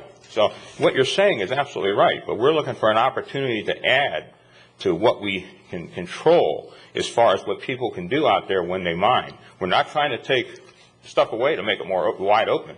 We're trying to add stuff to it to give them better security as far as what happens out there, not only in Mr. Knight's neighborhood, but in other neighborhoods in the future.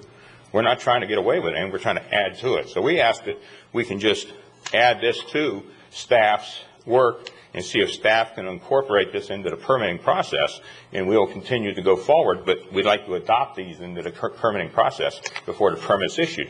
And any wording staff can put into the permitting to make it more stringent as to where that permitting policy cannot change, or even if it's sold, which I'm telling you, we're not planning on selling it, but I can't guarantee anything.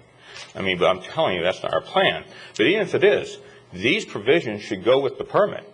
So they shouldn't be changed. I'm looking for security in the future, not only for doing this sand mine, but for the people that live out there.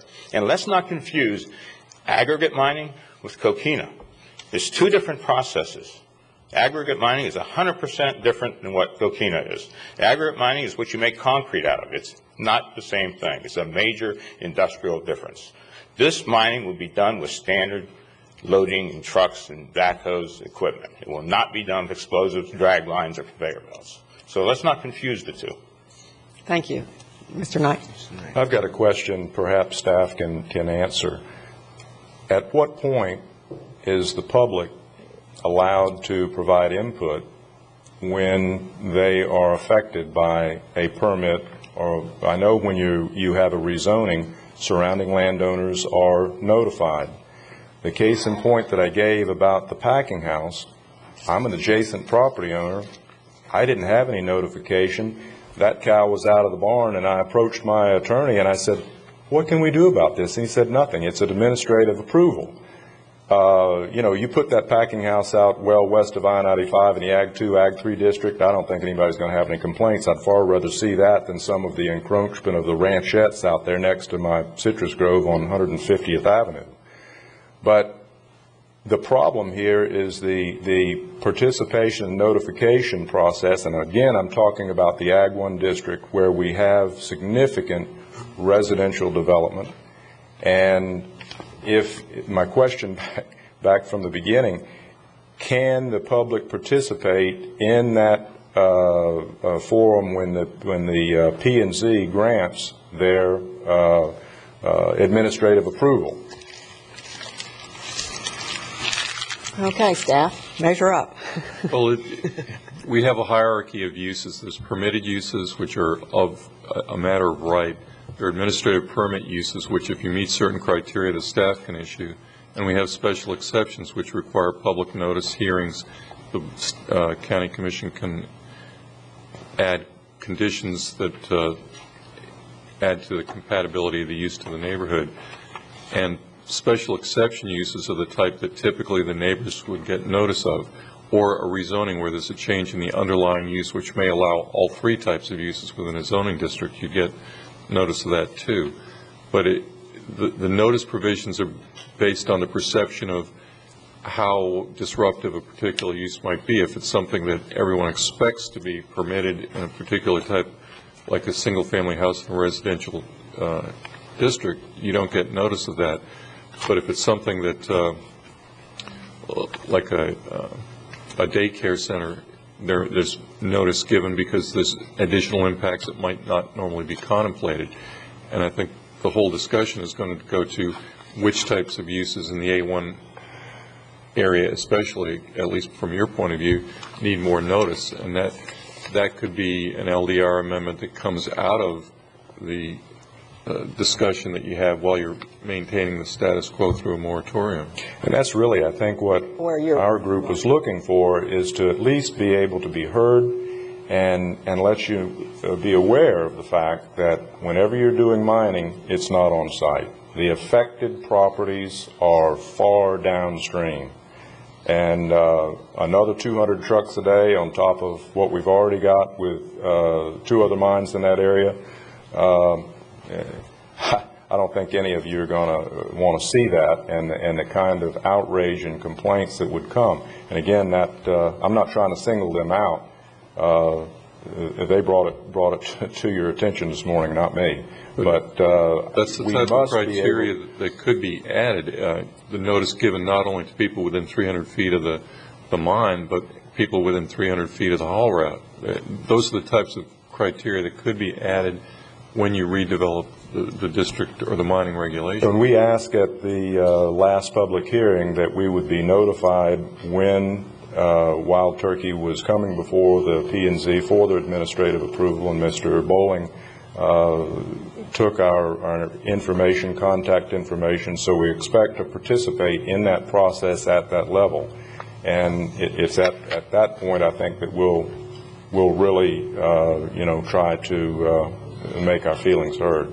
Thank you very much. But I would like to see you restrict this look at the LDRs more towards the lands east of I-95. It's just not necessary right now to look at a complete rewrite in the legitimate agricultural areas.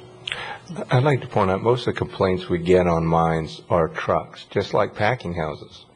When packing, it's the same issue. It's big, large trucks, and a lot of them at a certain time. So it's the same issue, and I think we need to write the ordinances so that we've got the adequate roads, adequate protection, safety for our citizens. I think that's a better approach than a moratorium in my mind, because of the way the economy is today. We have to be very careful.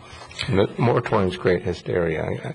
And Madam Chairman, we welcome Mr. Knight and the neighbors' input at P&Z, and we'll probably have meetings with them before the P&Z.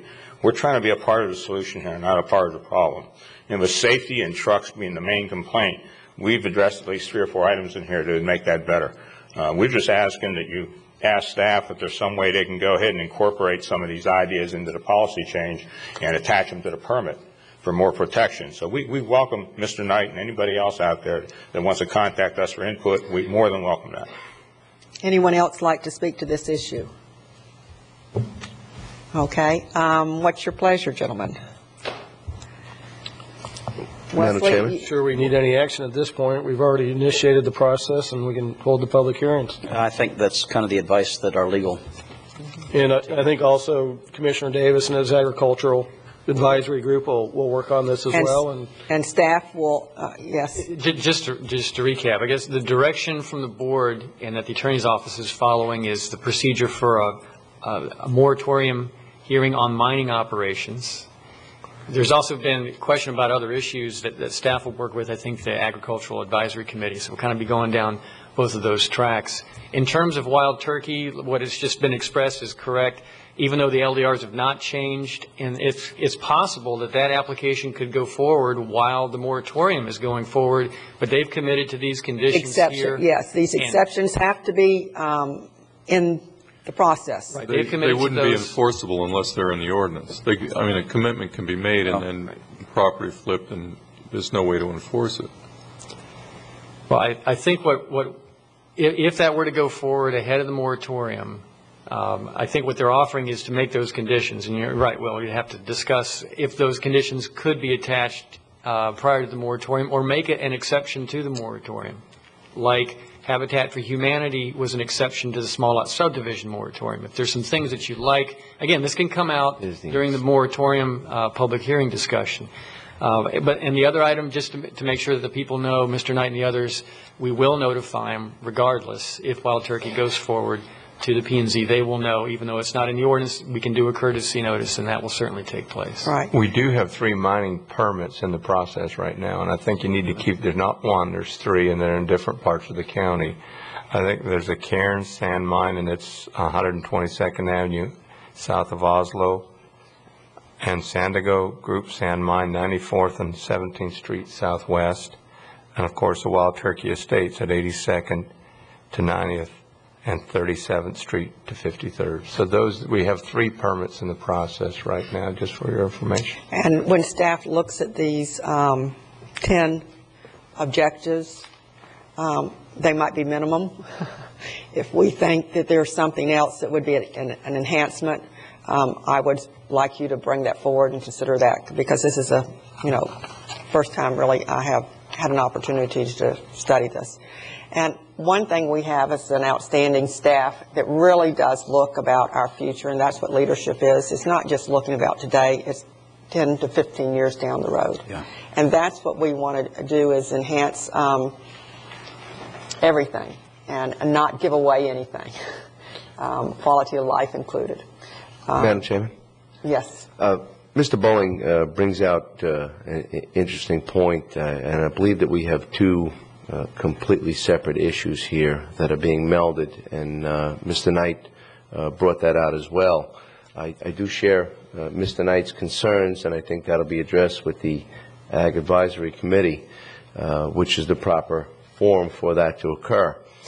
But in addition, the 10 recommendations here are quite strong, and I almost wonder if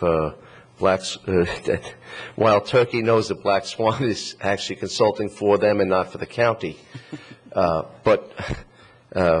Because I believe that these are very costly and rather committed recommendations that would be quite suitable for the citizens in the surrounding area.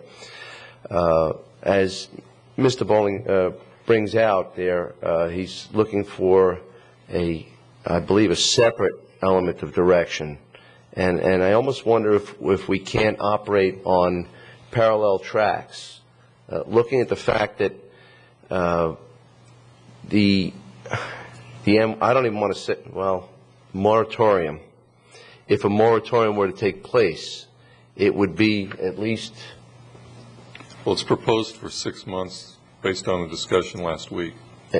But how long will it take to get to that point with the public hearings and the P&Z commitment? It would probably be early January. For a vote?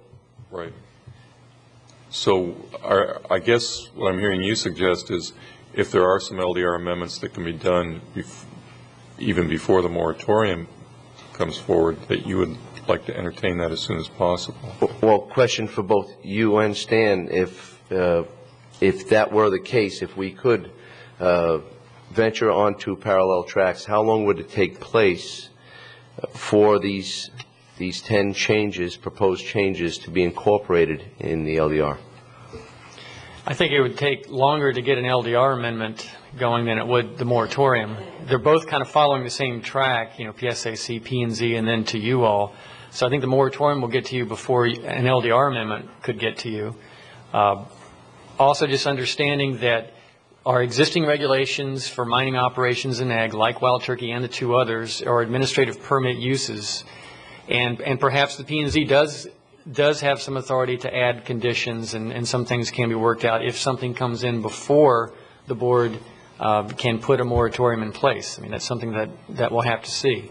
There's one P&Z meeting between now and early January, and that's going to be December 13th. And that's the only opportunity any of those applications would have to get to the P&Z before the board might vote on a moratorium in January. And we're not saying we're going to do a moratorium at all.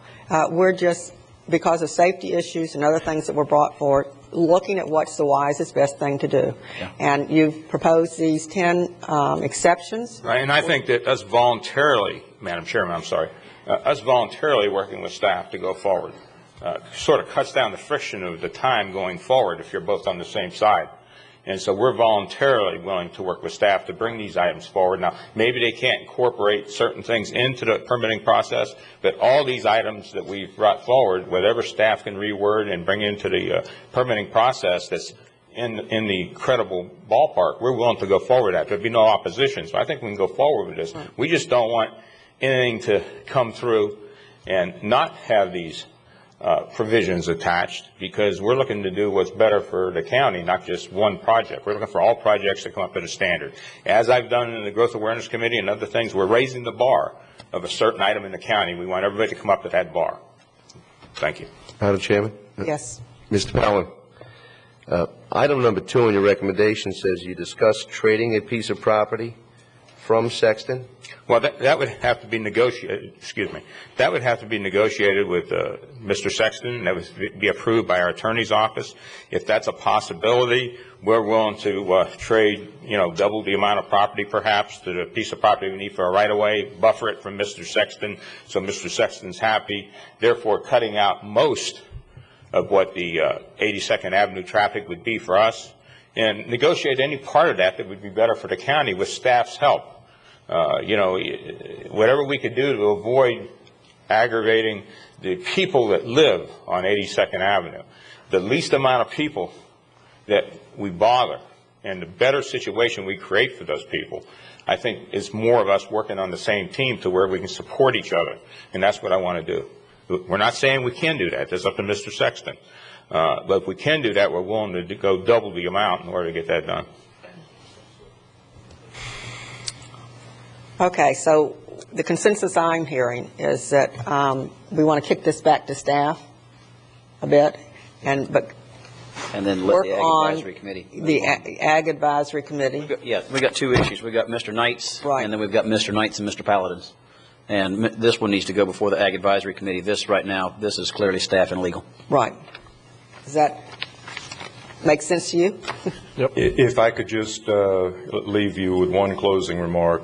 I think that it's incumbent upon the board to recognize that you've got something that truly is different here. And because of this transitional area, you need to put in place certain safeguards now, because since wild turkey's already gone through this technical review process, they're already governed by other rules. You need to find a way, if you can, to impose some safeguards so that you're not faced with a auditorium full of angry residents. And I'm not talking about on Ranch Road and 69th Street. I'm talking about everybody on 66th Avenue, and if 82nd continues to 510 as is proposed, then that traffic's going that way, because this is a minimum of 20-year operation. And it wraps around Mr. Sexton's conservation area that you just purchased, which is wildlife habitat, uplands preservation, and now you're going to degrade that same environment with what will look like the moon. If you can find a way to impose some safeguard today that we really have some advertisements, some public hearing process as this project goes forward, I think we'll avoid a lot of heartaches later on and a lot of angry people. So that's my suggestion if you don't want to take the action that I suggested. One of the things we really, in my opinion, don't want is this property to look like Central Florida and phosphate mining. And I'm sure it's not going to, so that's one of the things, though, that people think about in their mind. And so that's why the educational process needs to come forward, and we need to go slowly and go through the process. I know time is money, but in the end, aggravation is a lot worse than... And I agree with that, Madam Chairman, but let me assure you, number one, you got to understand, we can only mine 20 acres at a time. Number two, our plan is to, as we complete this project, when it's done, we're looking to develop this project and build homes out there in an ag PD of some kind. We're not looking to ruin the land and leave. We're looking to enhance the value of the land as we make money through the mining process. But the end result will be a development out there. That's our goal. That's what I plan to do. And we're not looking, in my opinion, at a 20-year process. We're looking at more of a 10 or 12-year process, depending on the market. Everything's market-driven. But seeing as how this project is already in the process, I just want you to add to the level of rules that we have to live up to. Like Commissioner Fletcher said, maybe I'll get fired because it looks like I'm working for the county. But, I want what's best for the county. And the people that have the mine, and Mr. Sanders and all the people that are involved in it, they all want what's best for the county. We all live here. He goes to the grocery store here like me. We don't want to make enemies. We want to be a part of the solution, not the problem. So we're trying to step forward voluntarily to work with the staff to go forward. All we're asking is that you do an exception process. If people are willing to go forward and adhere to our level, our raising the bar, let's go ahead and make them do it. We want to make it in writing so it is controllable. Okay, Stan, do you have anything else to add? Not at this point. Okay. So we'll just continue down the process and you'll pull it all together. Yes. And make everybody happy. Yeah, and I'll get a hold of Mr. Knight and we'll see to it that he gets his place on the Ag Advisory Committee meeting, and we'll get started with this immediately, hopefully before the end of the year. Yeah, and we'll look at the exceptions and add that to the process, and you'll be notified for P&Z, and we'll go from there. And Stan's got a lot of work. Yeah, that's why he has Bob. I live here. Well, I'm glad we aired all this out. Thank you very much. Thank you. We have to take a 10-minute break because of captioning. We'll be back in 10 minutes. All right.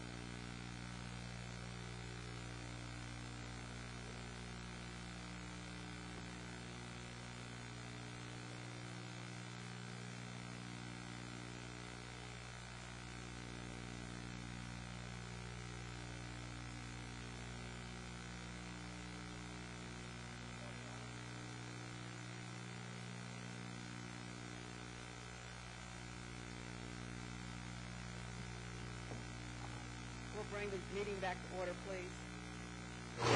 Request to speak from the West Wabasso Civic Progressive League regarding consideration of Meals on Wheels for the West Wabasso and Fellsmere, 415 to page 439.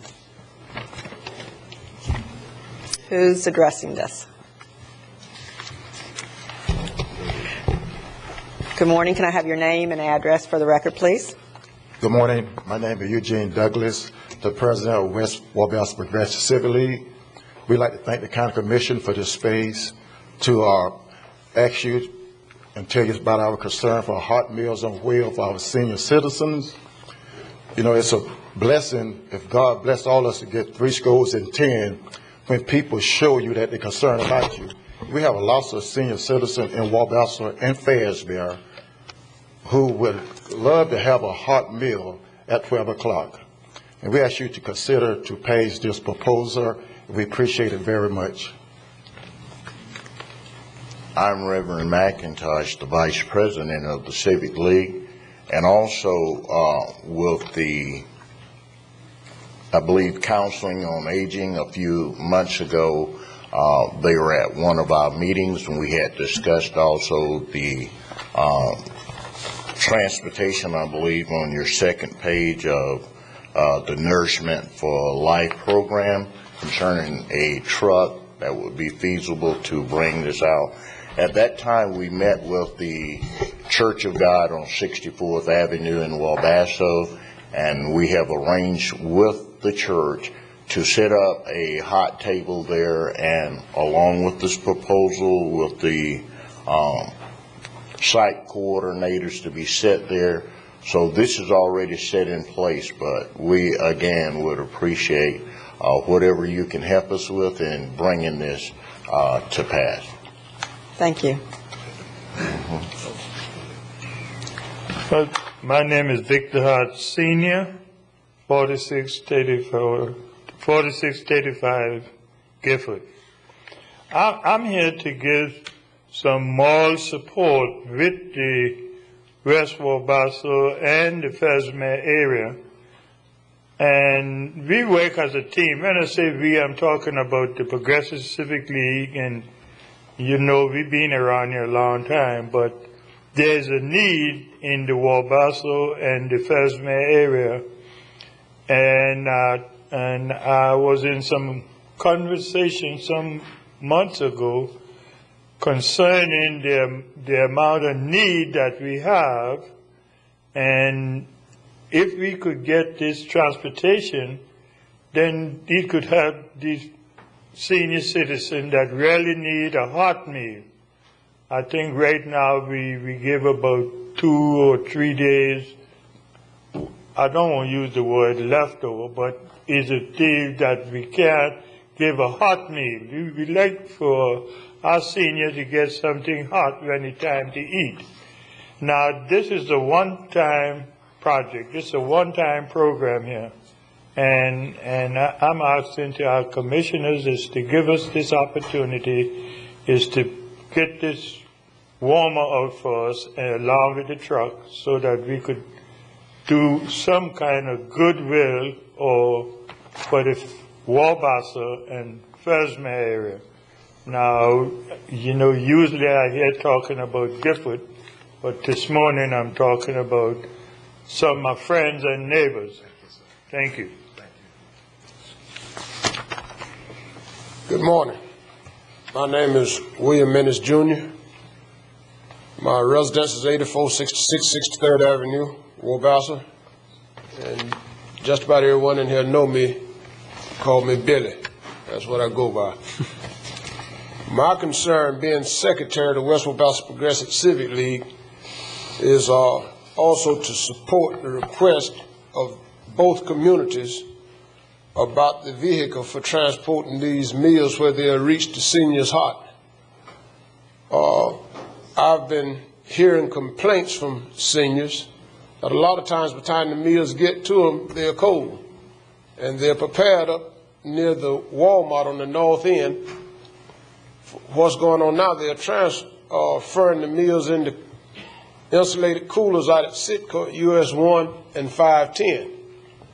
And then if some unforeseen something happen, and they run 30, 45 minutes late by the time these people, and sometimes that's the only meal they get for today is cold. So we would like very much if you all would consider the poor in distress to help us out. If you would, we thank you very kindly. Julianne Price, Florida Department of Health.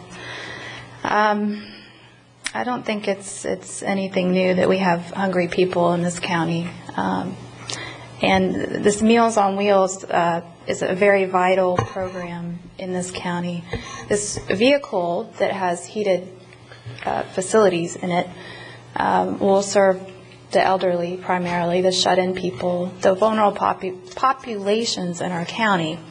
As you know, the Florida Department of Health regulates the temperatures at which the food has to be held at. And the bottom line here is that if they do not have this vehicle, they cannot serve the meals.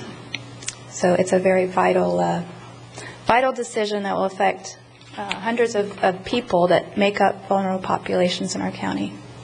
Ms. Price? Yes. And this is not a matter of taste or preference. This is a matter of a health regulation.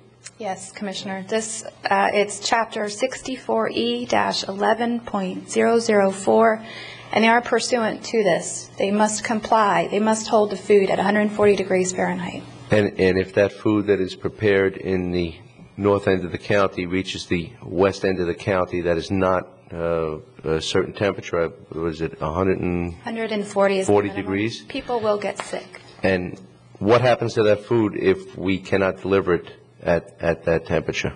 It will not be served. If it cannot be maintained at that temperature, our regulatory function would be to cease their operations to serve food. So the option is to return it to the landfill? Yes, sir. Yes, sir. Mr. Chair? Yes. Madam Chairman, I'm sorry. That was a sheer habit. You'll correct yourself, Perhaps I'm sure. I will be broken of that, yes. Suspending certainty there. Just real quick, Mr. Baird, where would we be able to help out this cause? This would come from general fund contingencies. Have that? I am quite often I'm suspect of requests for funds whenever it is for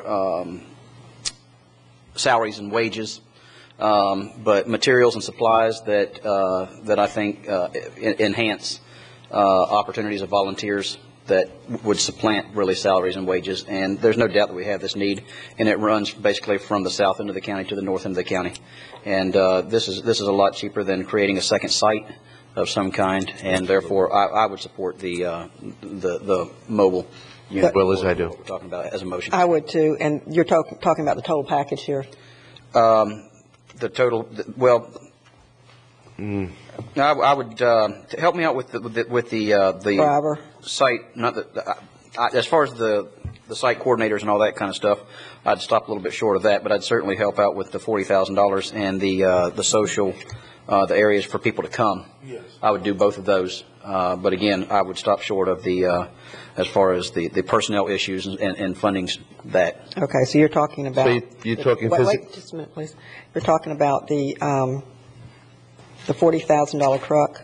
Okay. Yes. And what else? The what is that? 73. Help me out with that, Ms. Price. What would you need for the secondary site or the sites that you were talking about on the social meal option? Yeah, we have the site coordinators, and that's $12,483. Then they've allocated for a driver and fuel. We definitely need that. And Karen Deagle is coming to the podium, and this is her budget, so I'll defer questions to her. Good morning. I'm Karen Deagle. I'm the CEO at the Senior Resource Association. Thank you so much for considering this request, and thank you to all of you for supporting this as well. The budget, the $40,000 truck, as you've talked about, and the fuel, for the driver and the site coordinator, this enables us to get this up and running, to have somebody that will effectively and efficiently run it. Initially, we use a number of volunteers, of course, for this program. In fact, Meals on Wheels has over 300 volunteers, of which 60 go out on a daily basis to deliver meals in our community. It is, when you have a site that is further out in location, it is difficult to have a program run by volunteers to maintain the different sites. So we are requesting the funding for administration. We do a lot of grants for direct services. Unfortunately, there isn't many grants out there that allow us to ask for funds for capital and for staffing. And so that is why the request is the whole package. If that's possible, that'd be wonderful. Thank you. Thank you. Commissioner Fletcher? So once again, we're looking at the truck with the holding ovens and the site coordinators. We have 2 sites for the social entree, or what we call the congregate meals. Madam Chairman, yes. If I could interject here. Okay, then I understand what you're saying as far as being in the middle of it, and perhaps the best thing to do is I'll go ahead and move for us to fund it this year. And this is a one-time ask. Exactly. And then after that, it's, I think, like most of our nonprofits or quasi-nonprofits, I know the community support's there for the volunteers, and we will, in that case, I'll move to fund it this year. And it's really only 9 months. And it's really, yes, exactly. It's been prorated for 9 months. And that'll get you past your initial investment for your startup costs. And then it'll be. Second? Yeah, I would second. Just a minute, yes.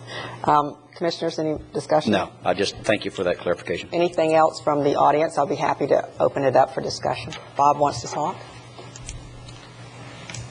Thank you. Yeah, this one. Bob Johnson, Carlwyn Subdivision. No, so it's my understanding, if I'm clear here, that the taxpayers are going to pay out of contingency funds for a vehicle to be given to the Council of Aging. Is that what, to pay for staff for Council of Aging? Is this correct? That would be correct. And is this setting a precedence of some sort that are we going to give more to? I mean, where does it stop? I thought we had a budget cut recently here. I mean, there were a lot of worthwhile programs. Children's services got cut back considerably. I just want things to be in perspective here. I mean, I know this is. Let me help him, if I may, Madam Chairman. Yes. Bob, and you may want to hold on just in case you have any follow-up questions, but the big hurdle here is the machinery that trying to overcome for that. And so the $40,000 expenditure is one of those things that right now where they're delivering food and not able to keep it warm, therefore they're having to throw it away if it does not, or if somebody does eat something and get sick. I think there's a tremendous liability there. So in this instance, really, that's what my motion is to help them get through the initial cost, and then after that, it would be like any other charity. Whenever they come forward, they're going to have to pick it up from here and go. Was any nonprofit organization, anybody solicited for to pay for this? I mean, I think the county should be the last resort for things such as this, not the first necessarily. So I'd like to ask you. Ms. Deagle, can you help us with what other funding sources you get from the Council on Aging?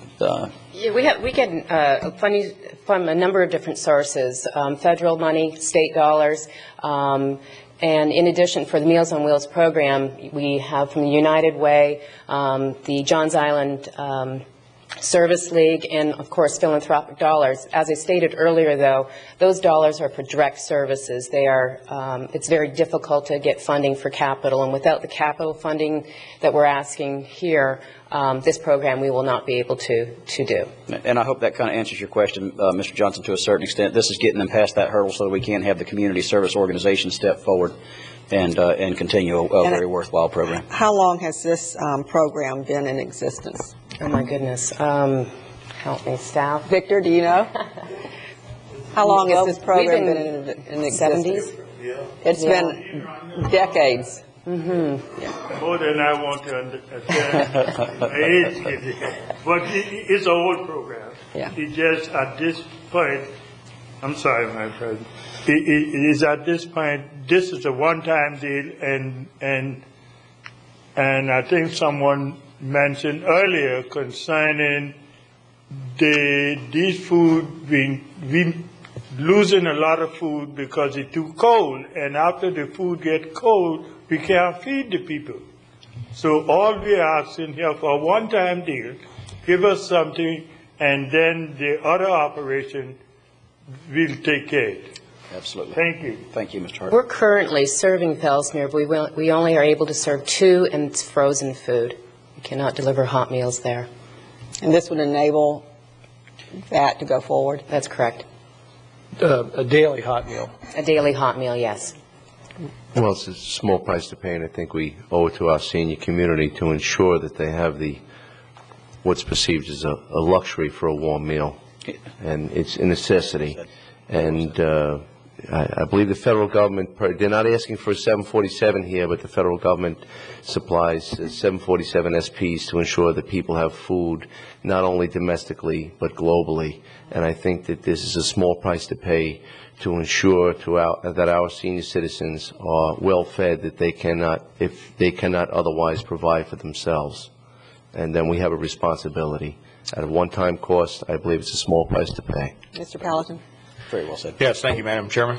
I think that this is a small investment for the return that we're going to get back with the volunteer work that will be involved and with the future use that will be given to this machinery that we're putting an investment into. I mean, I think taking care of our young, our old, and our poor is part of our quality of life here. I support the motion on the floor, and I applaud you for bringing it forward. Thank you. I'd like to add one more thing, that during the hurricanes, I had the occasion to work in the EOC, and Meals on Wheels stepped up to the plate. And with the little resources that they did have, I think that more people, even above and beyond just the senior needs, were addressed to the best capacity that they could have. And I anticipate that will be the future commitment as well in time of need. Mr. O'Brien, anything? I am fully in support of this, and I think it's a good example of government and private partnership, and I think it's a great thing we can do. It is a one-time cost, and then we turn it over to the volunteers, and so I'm fully in support. Okay, all in favor? Aye. Opposed? Passes. Thank you very much. Community development.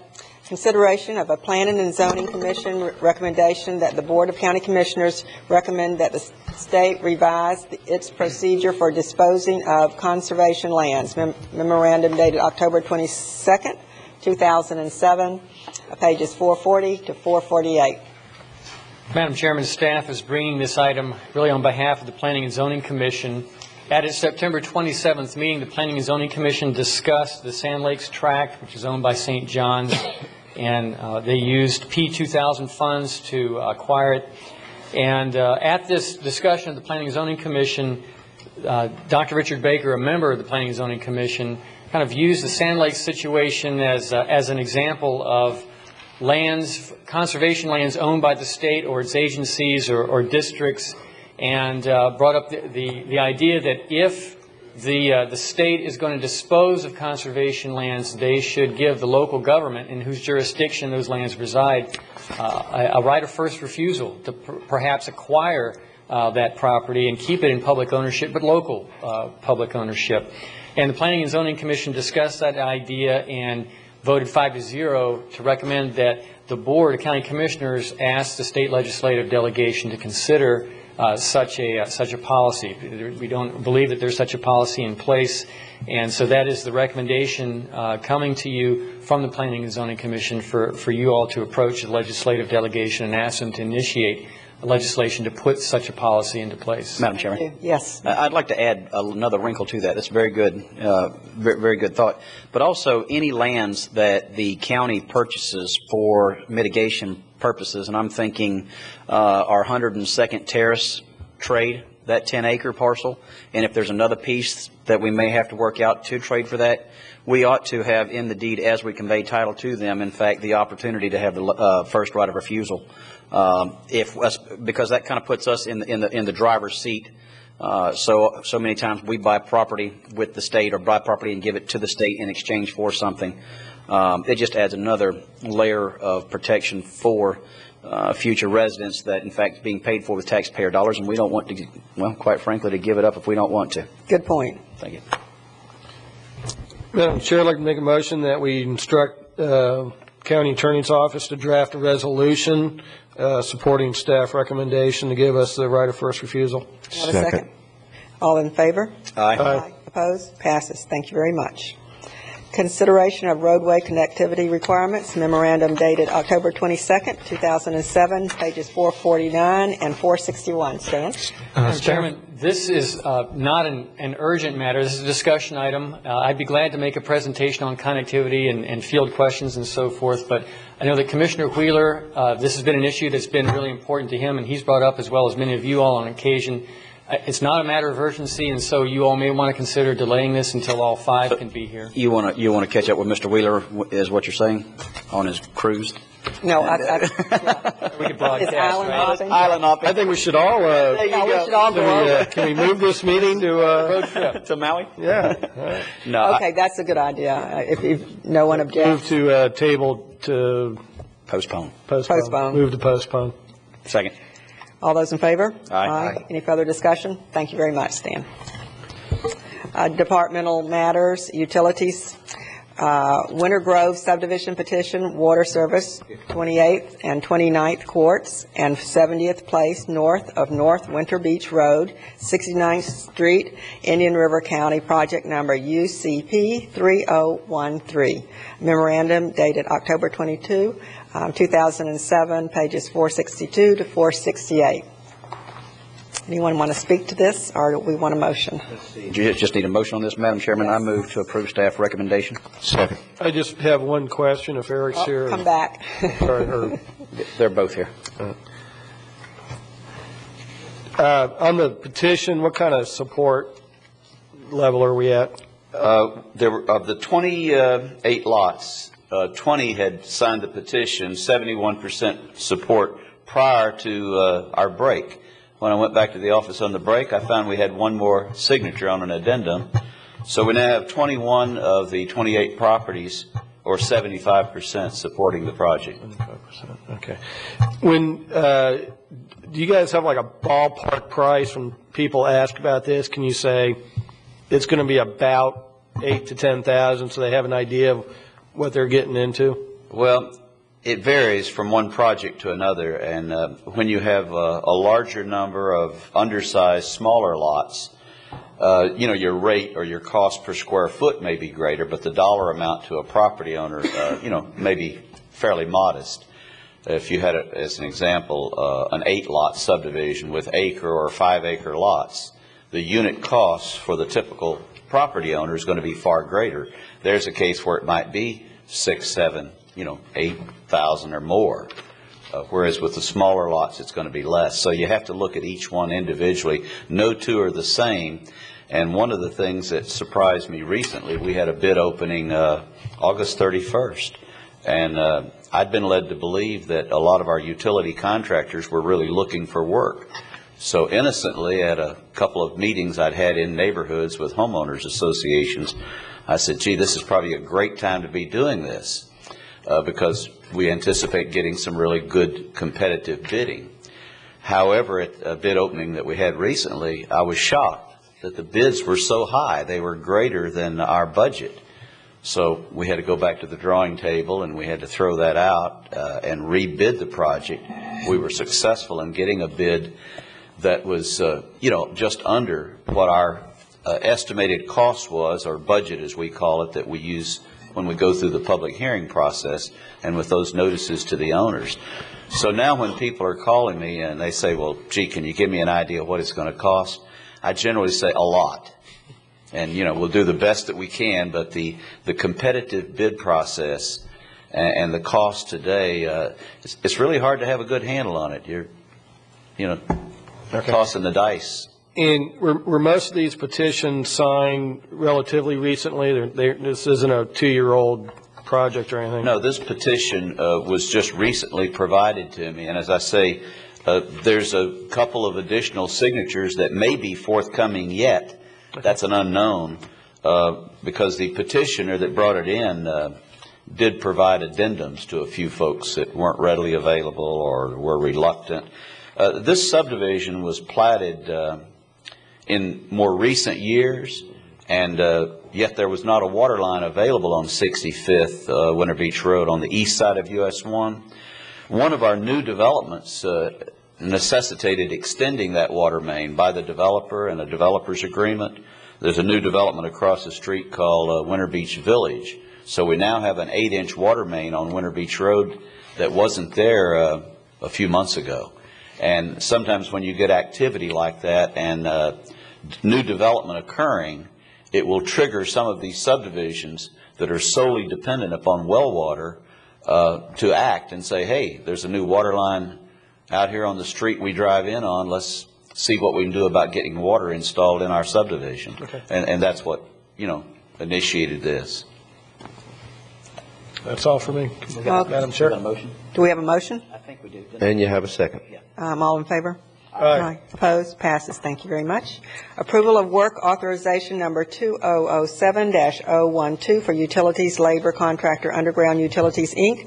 for construction of a water main and fire hydrant at Pelican Island Elementary School, UCP 3008. A memorandum dated October 24th, 2007, pages 469 to 474. Madam Chair, move approval. Second. All those in favor? Aye. Opposed? Passes. Thank you very much. Amendment number 1 to work order number 2 with Camp Dressler and McKee, Inc. for engineering services to relocate the biosolids dewatering facility to the county landfill site. Memorandum dated October 29, 2007, pages 475 to 483. Madam Chairman, I move addendum number 1 to work order number 1. Thank you. May I have a second? Second. All those in favor? Aye. Passes. Thank you very much. County Attorney's Matters, demolition liens, 484 to 517. Memorandum dated October the 18th, 2007. Morning, Commissioners. Bill DeBrawl on behalf of the County Attorney's Office. This is a project where the county has demolished dilapidated and unsafe structures on 8 properties throughout the county. You approved this in 2006 with resolutions in October and also July. After approval of the resolutions of the unsafe structures, it went out for public bid, and the lowest, most responsible qualified bidder was selected. They went ahead and demolished the unsafe structures, submitted their costs to the county. We have then tabulated the costs and compiled them in the package before you. At this time, according to our code, it's time for the board to approve the costs as a lien to be assessed against the properties where the structures once stood. It's our recommendation that you allow any interested party, any interested landowner to address the commission as to the amount of the lien only. And after taking any input or comments from the property owners, approve the lien amounts and authorize the chairman to execute the liens for recording on the public records. Thank you. Thank you. Commissioners, any questions for our attorneys? No, ma'am. No, ma'am. Do we have anybody from the audience? Yes.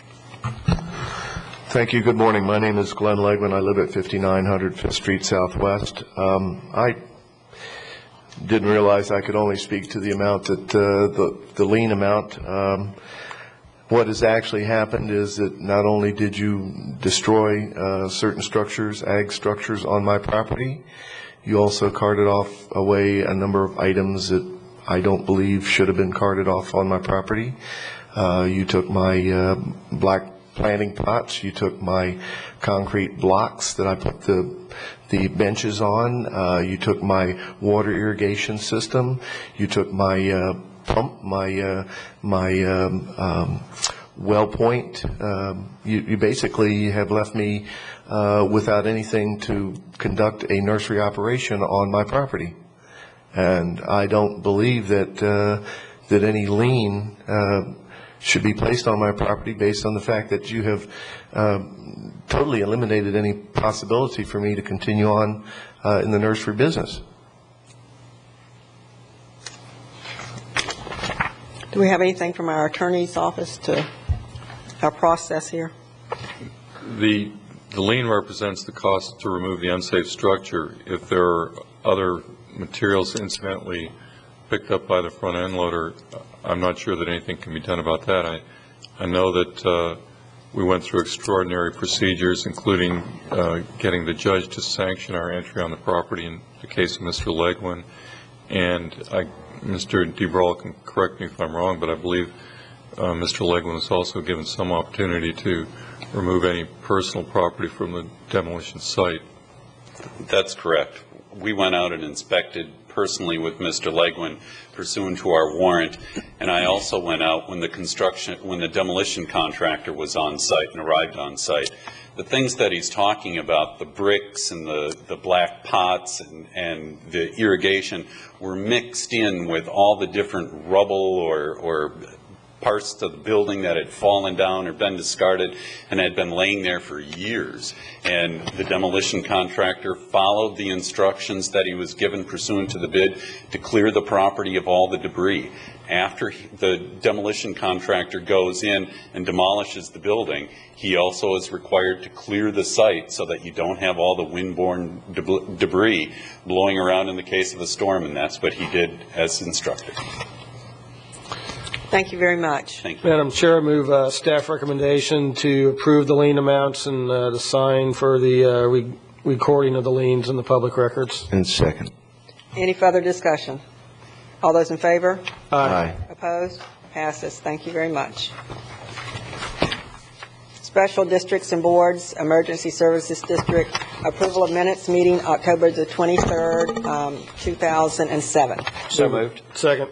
All those in favor? Aye. Aye. Opposed? Passes. Thank you very much. Authorization for final payment and release of retainage to Barth Construction, Inc. for the reconstruction of Fire Rescue Station Number 4. Memorandum dated October 15, 2007, pages 518 to 532. Motion approved. Second. Any discussion? All those in favor? Aye. Opposed? Passes. Thank you very much. Authorization for final payment and release of retainage to Barth Construction, Inc. for the reconstruction of Fire Station Number 5. Memorandum dated October 15, 2007, pages 533 to 549. Motion approved. I'll second that. Any discussion? All those in favor? Aye. Passes. Thank you very much. Design Services Contracts Part 1 Agreements with Barth Construction, Inc. for the construction of Fire Rescue Station Number 9. Memorandum dated October 23rd, 2007, pages 550 to 564. Move to approve, Madam Chairman. I'll second that. Okay. Any discussion? I just, since these are all very similar, I'd like, we're finally getting past the hurricane damage. I'm glad to see this Coming forward. not just coming forward, coming to a close. Yes. Really We do have one item. Bob wants to speak again. Bob, congratulations to Florida State, by the way. Thank you. Yes, sir. I was up there during that period of time, and all my relatives won all the bets. Bob Johnson, Corwin Subdivision. In the future, when we design fire stations, I'd like to recommend, especially they're getting ready to build a fire station where the tower is located on 43rd, and it's owned by the state, and I'm not sure what but I'd like to see a provision put in there for the sheriff's office to have a small cubicle or something like that, so he can maybe operate as emergency in part of the South County provision, add a little additional security to that. So that's just a we can look into that and talk it. We'll discuss it with the sheriff. We usually have an office space that they can utilize, and then there's room if they ever need to. Good. Joe, this is to do the design services. Is that correct? This is design build. We bid this. Went through RFQ a few years ago, and it was for design build for all the fire stations. to renovate them also we knew we had 3 new ones coming up at that time, and that's what this is for. It was do the hurricane damage and also to go ahead and build 2, I think there was 3 new stations required, and due to the extent of that, we decided to design build to move it quicker. Okay, just during the design process, can we ask them to provide us some options as far as sustainability design in the new firehouse, like solar heating and things like that, and give us a cost breakdown so that we can fulfill our mandate to be more sustainable? And in addition to that, I've got a meeting this afternoon, as a matter of fact, with some of the Friends of Roseland about the station up that's going in there. And of course, they're concerned about it staying in character with the community, which we've gone above and beyond in most of the communities to make that fit. So I'm sure we could work that out as we move forward. This is just the We'll do the same. We'll take care of both those items for the commissioners. And I've toured, I'm in the process of touring the new stations, and they're really good. They're going to give us good service and good value for our dollar. Any other discussion? All those in favor? Aye. Opposed? Passes. Meeting adjourned. Well.